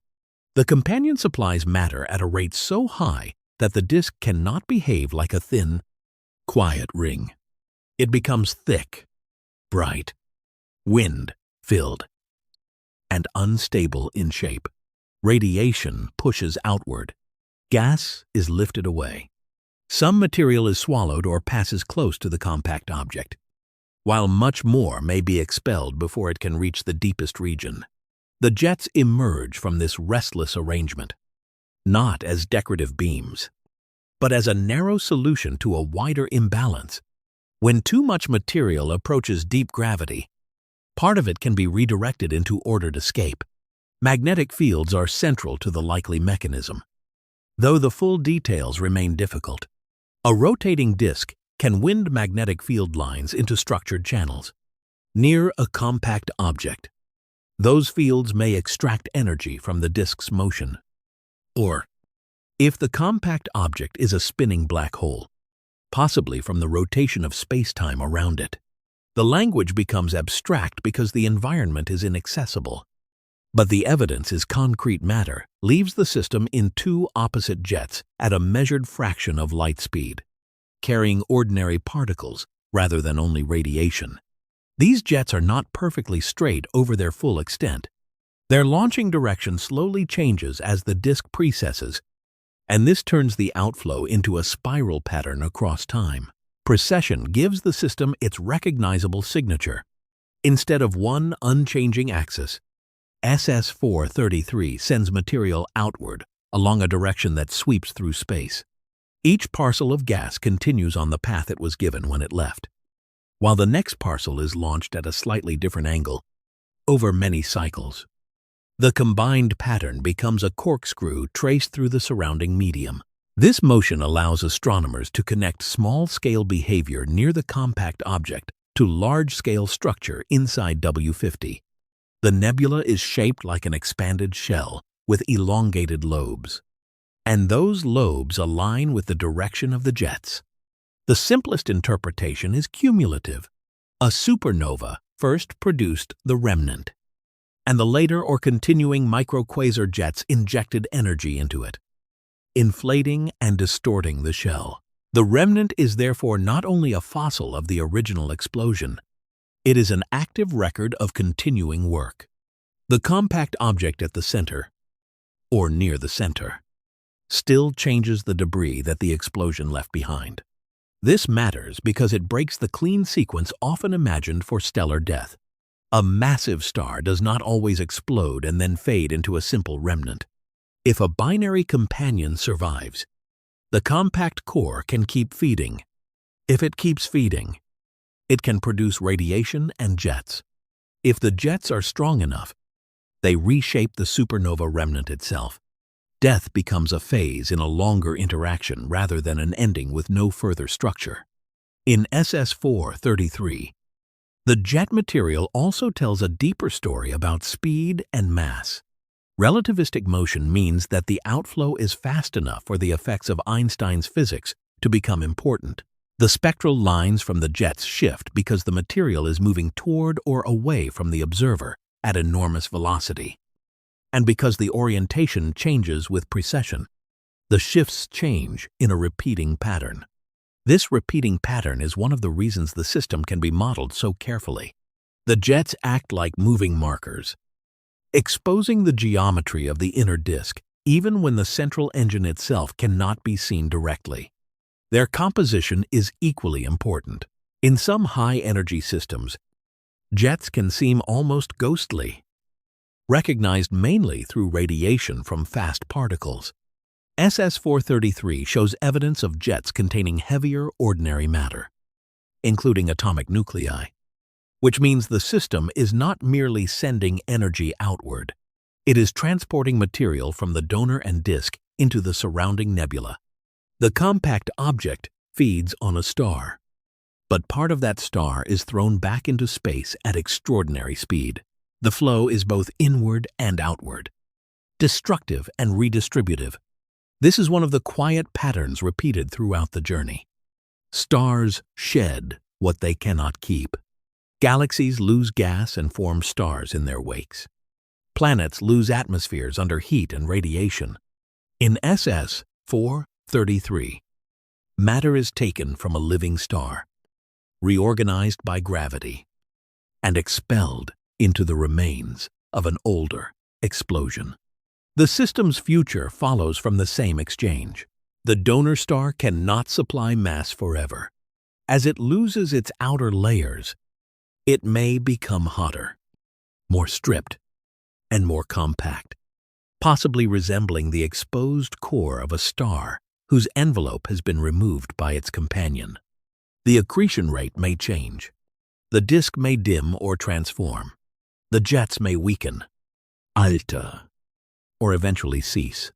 If the compact object is a black hole, it may grow by only a limited amount compared with the material transferred, because so much of the incoming matter appears to escape through winds and jets. If the compact object is a neutron star, the problem becomes even more demanding, because the object must manage a heavy inflow while avoiding collapse under added mass, depending on how much it actually accretes. The precise identity of the compact object, therefore, remains more than a label. It changes the interpretation of the system's past and future. A black hole would make SS-433 a stellar-scale example of accretion into an event horizon, while a neutron star would place the system among the most extreme examples of matter falling onto an object with a surface and a magnetic field. The balance of evidence often favors a black hole, but the caution remains useful. Compact objects declare themselves through their effects, and those effects can overlap. What cannot be mistaken is the surrounding consequence. The jets have already carried enough energy into W50 to make the nebula's shape a record of long-term activity. This record also helps connect microquasars to the larger universe. In distant active galaxies, relativistic jets can extend far beyond the visible disk, inflating radiolobes, heating gas, and influencing star formation across immense volumes. Those systems operate with supermassive black holes and galactic reservoirs of matter. SS-433 operates with a stellar remnant and one donor star. Yet the underlying sequence is recognizably related. Matter approaches a compact object. A disk forms. Magnetic fields and rotation organize part of the flow into jets. The jets carry energy into the environment. Scale change, but the architecture repeats. This repetition is one of the reasons SS-433 feels important beyond its own strangeness. It allows processes that are otherwise scattered across cosmic distances and long timescales to be watched in a nearer, faster, more detailed setting. The system is not a perfect model for quasars, but it is a working analog.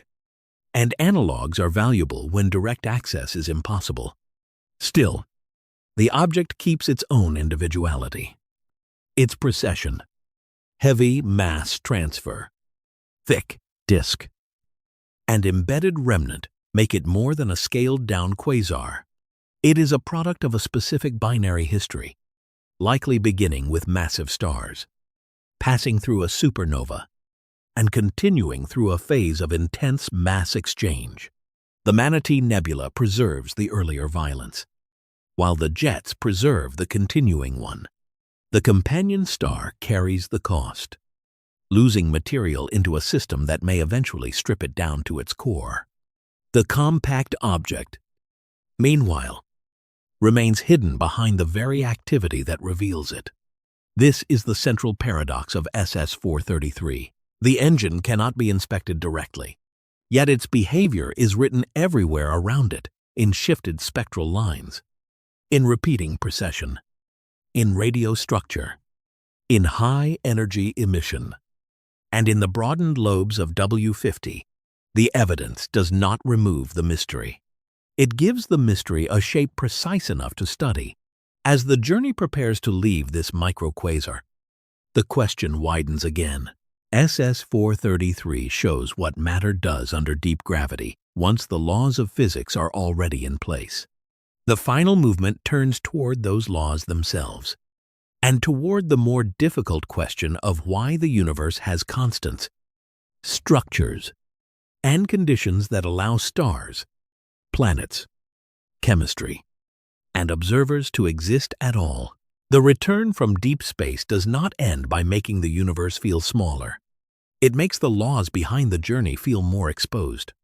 After red dwarf planets, distorted stars, dense clusters, hostile worlds, strained galaxies, and a microquasar carving a nebula with jets, the objects themselves begin to point toward something quieter and more difficult than distance. Each object depends on a background order that is usually taken for granted. Gravity gathers gas into stars. Electromagnetism allows atoms to bond. Nuclear forces hold atomic nuclei together and allow stars to build heavier elements. The speed of light, the masses of elementary particles, and the strengths of fundamental interactions set the range of what can happen before any planet, galaxy, or observer appears. The anthropic principle begins from this uneasy fact. The universe that can be observed is not merely any possible universe. It is one in which the conditions permit observers to arise and look back at it. That statement can sound obvious, almost circular, but it becomes less simple when the physical details are followed. Earth exists in a region of the Milky Way where heavy elements are common enough to form rocky planets, but where the radiation and crowding of the central galaxy are not overwhelming. The Sun follows a long orbit through the galactic disk, far from the most violent central regions and not trapped inside the dense interiors of massive young clusters. Its mass is also unusually suitable for biological timescales. A much heavier star could provide abundant light, but only for a brief span before leaving the main sequence. A much smaller star could live for trillions of years, but its habitable zone would lie close in, where tidal locking and early stellar activity may complicate the survival of atmospheres. The Sun is not unique in every respect, but it occupies a useful middle ground. It is stable enough, long-lived enough, and chemically accompanied by planets rich enough for complex surface chemistry. The Earth then adds its own layered conditions.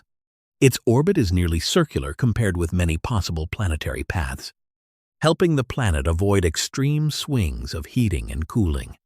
Its distance from the Sun allows liquid water to persist over long intervals, not because the distance alone guarantees habitability, but because atmosphere, geology, oceans, rotation, and solar output have stayed within a range that did not permanently erase surface water. The Moon helps stabilize the tilt of Earth's axis. Plate tectonics participates in the long cycling of carbon between atmosphere, ocean, crust, and mantle. The magnetic field helps reduce atmospheric erosion by charged particles from the Sun. None of these conditions alone explains life. and none should be treated as magical. Each is a physical circumstance, yet together they form a long chain of permissive conditions, any one of which could have been different enough to narrow or close the path that life followed. The anthropic question deepens when it moves below planets and stars into constants. If gravity were much stronger, gas clouds would collapse more aggressively, stars might burn hotter and faster, and stable, long-lived stellar environments could become rarer. If gravity were much weaker, matter might have more difficulty condensing into stars at all, leaving the universe dimmer and chemically poorer. If the electromagnetic force were significantly different, atoms and molecules would not assemble in the same way, and the chemistry required for complex structures could be damaged at its foundation. The strong nuclear force helps bind protons and neutrons inside nuclei. If its strength changed enough, the balance of elements made in stars could shift dramatically. Hydrogen might not remain abundant in the same way. Carbon and oxygen might be much harder to produce or preserve. The universe could still exist, in some abstract physical sense, but it might not be a universe of long-lived stars, rocky planets, stable chemistry, and living cells. Carbon is especially important because it can form long chains and complex molecular frameworks. Life on Earth depends on that flexibility, but carbon itself depends on conditions inside stars, where helium nuclei can combine through a delicate nuclear pathway involving an excited state of carbon. If the relevant energy levels were very different, stars would make far less carbon or process it too efficiently into heavier elements, reducing the chemical foundation on which known life rests. This does not prove that the universe was designed for life, and it does not prove that no other forms of chemistry could ever matter. It does show that the kind of life actually known is deeply connected to the precise behavior of matter under stellar conditions. The atoms in bodies, oceans, rocks, and air are not accidental decorations added after the universe was built. They are products of stellar interiors and explosive or wind-driven dispersal, shaped by the same constants that govern every object encountered on the journey. The anthropic principle has weaker and stronger forms, and the difference matters. In its careful form, it says that observations are conditioned by the fact that observers can exist only where conditions allow them. This is less a grand explanation than a filter. It warns against surprise that the observed environment is compatible with observation, because an incompatible environment would have no observers asking the question. In a stronger form, the idea moves toward more speculative territory, suggesting that the universe must have properties that allow observers, or that observerhood has some deeper role in the existence or selection of reality.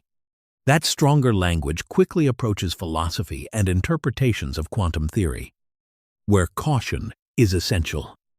Physics can measure constants, model stellar interiors, map galaxies, and test whether natural laws appear consistent across observable space. It cannot yet explain from first principles why the constants have exactly the values they do, or whether other values are physically possible in other domains. The multiverse is one way to think about the problem. If many universes exist, or if a larger reality contains many regions with different physical constants, then observers would naturally find themselves only in the rare regions where structure, chemistry, and time allow observation. This possibility can soften the appearance of fine-tuning, because a large enough ensemble may contain many failed or sterile regions and a smaller number of life-permitting ones. Yet the multiverse remains difficult to test directly.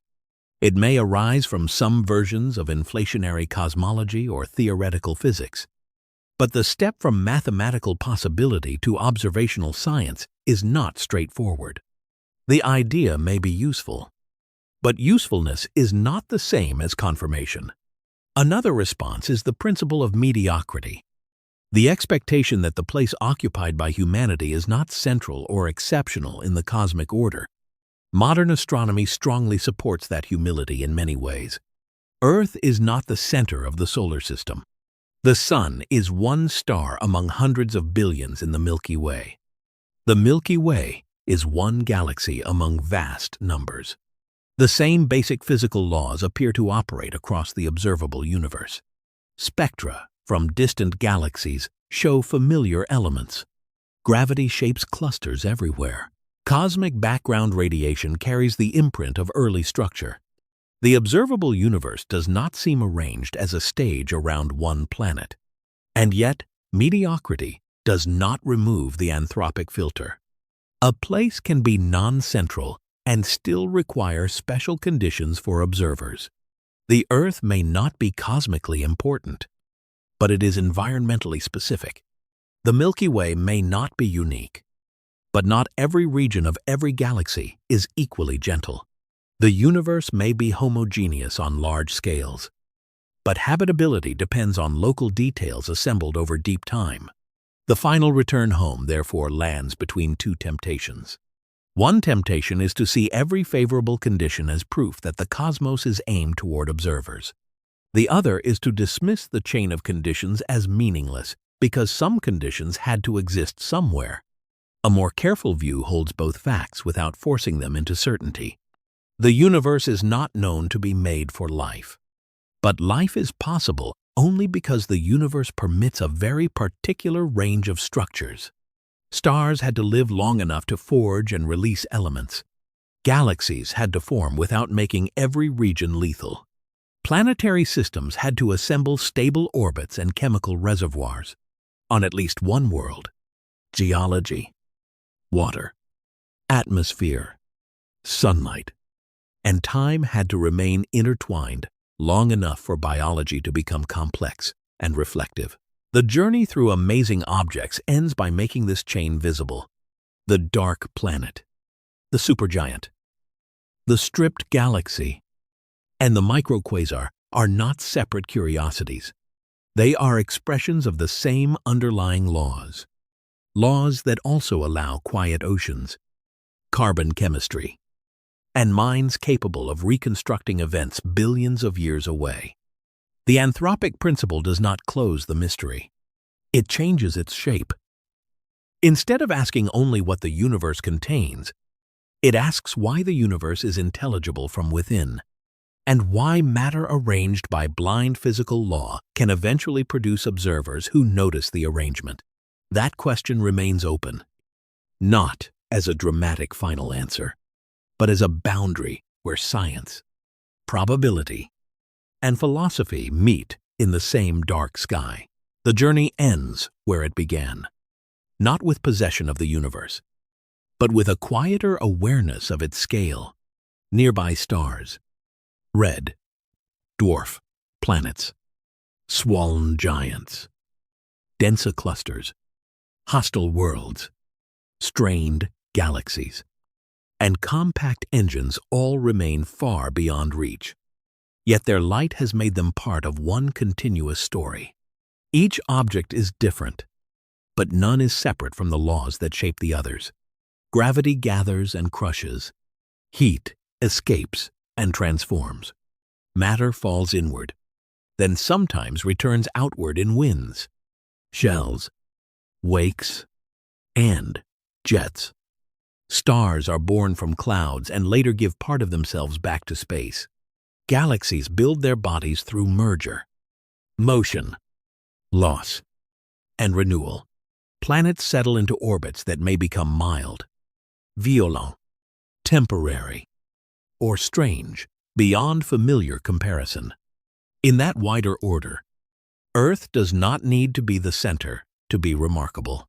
It is remarkable because it is a place where the long chain of physical possibility has remained open long enough for oceans, stone, air, chemistry, and life to share one world under one steady star.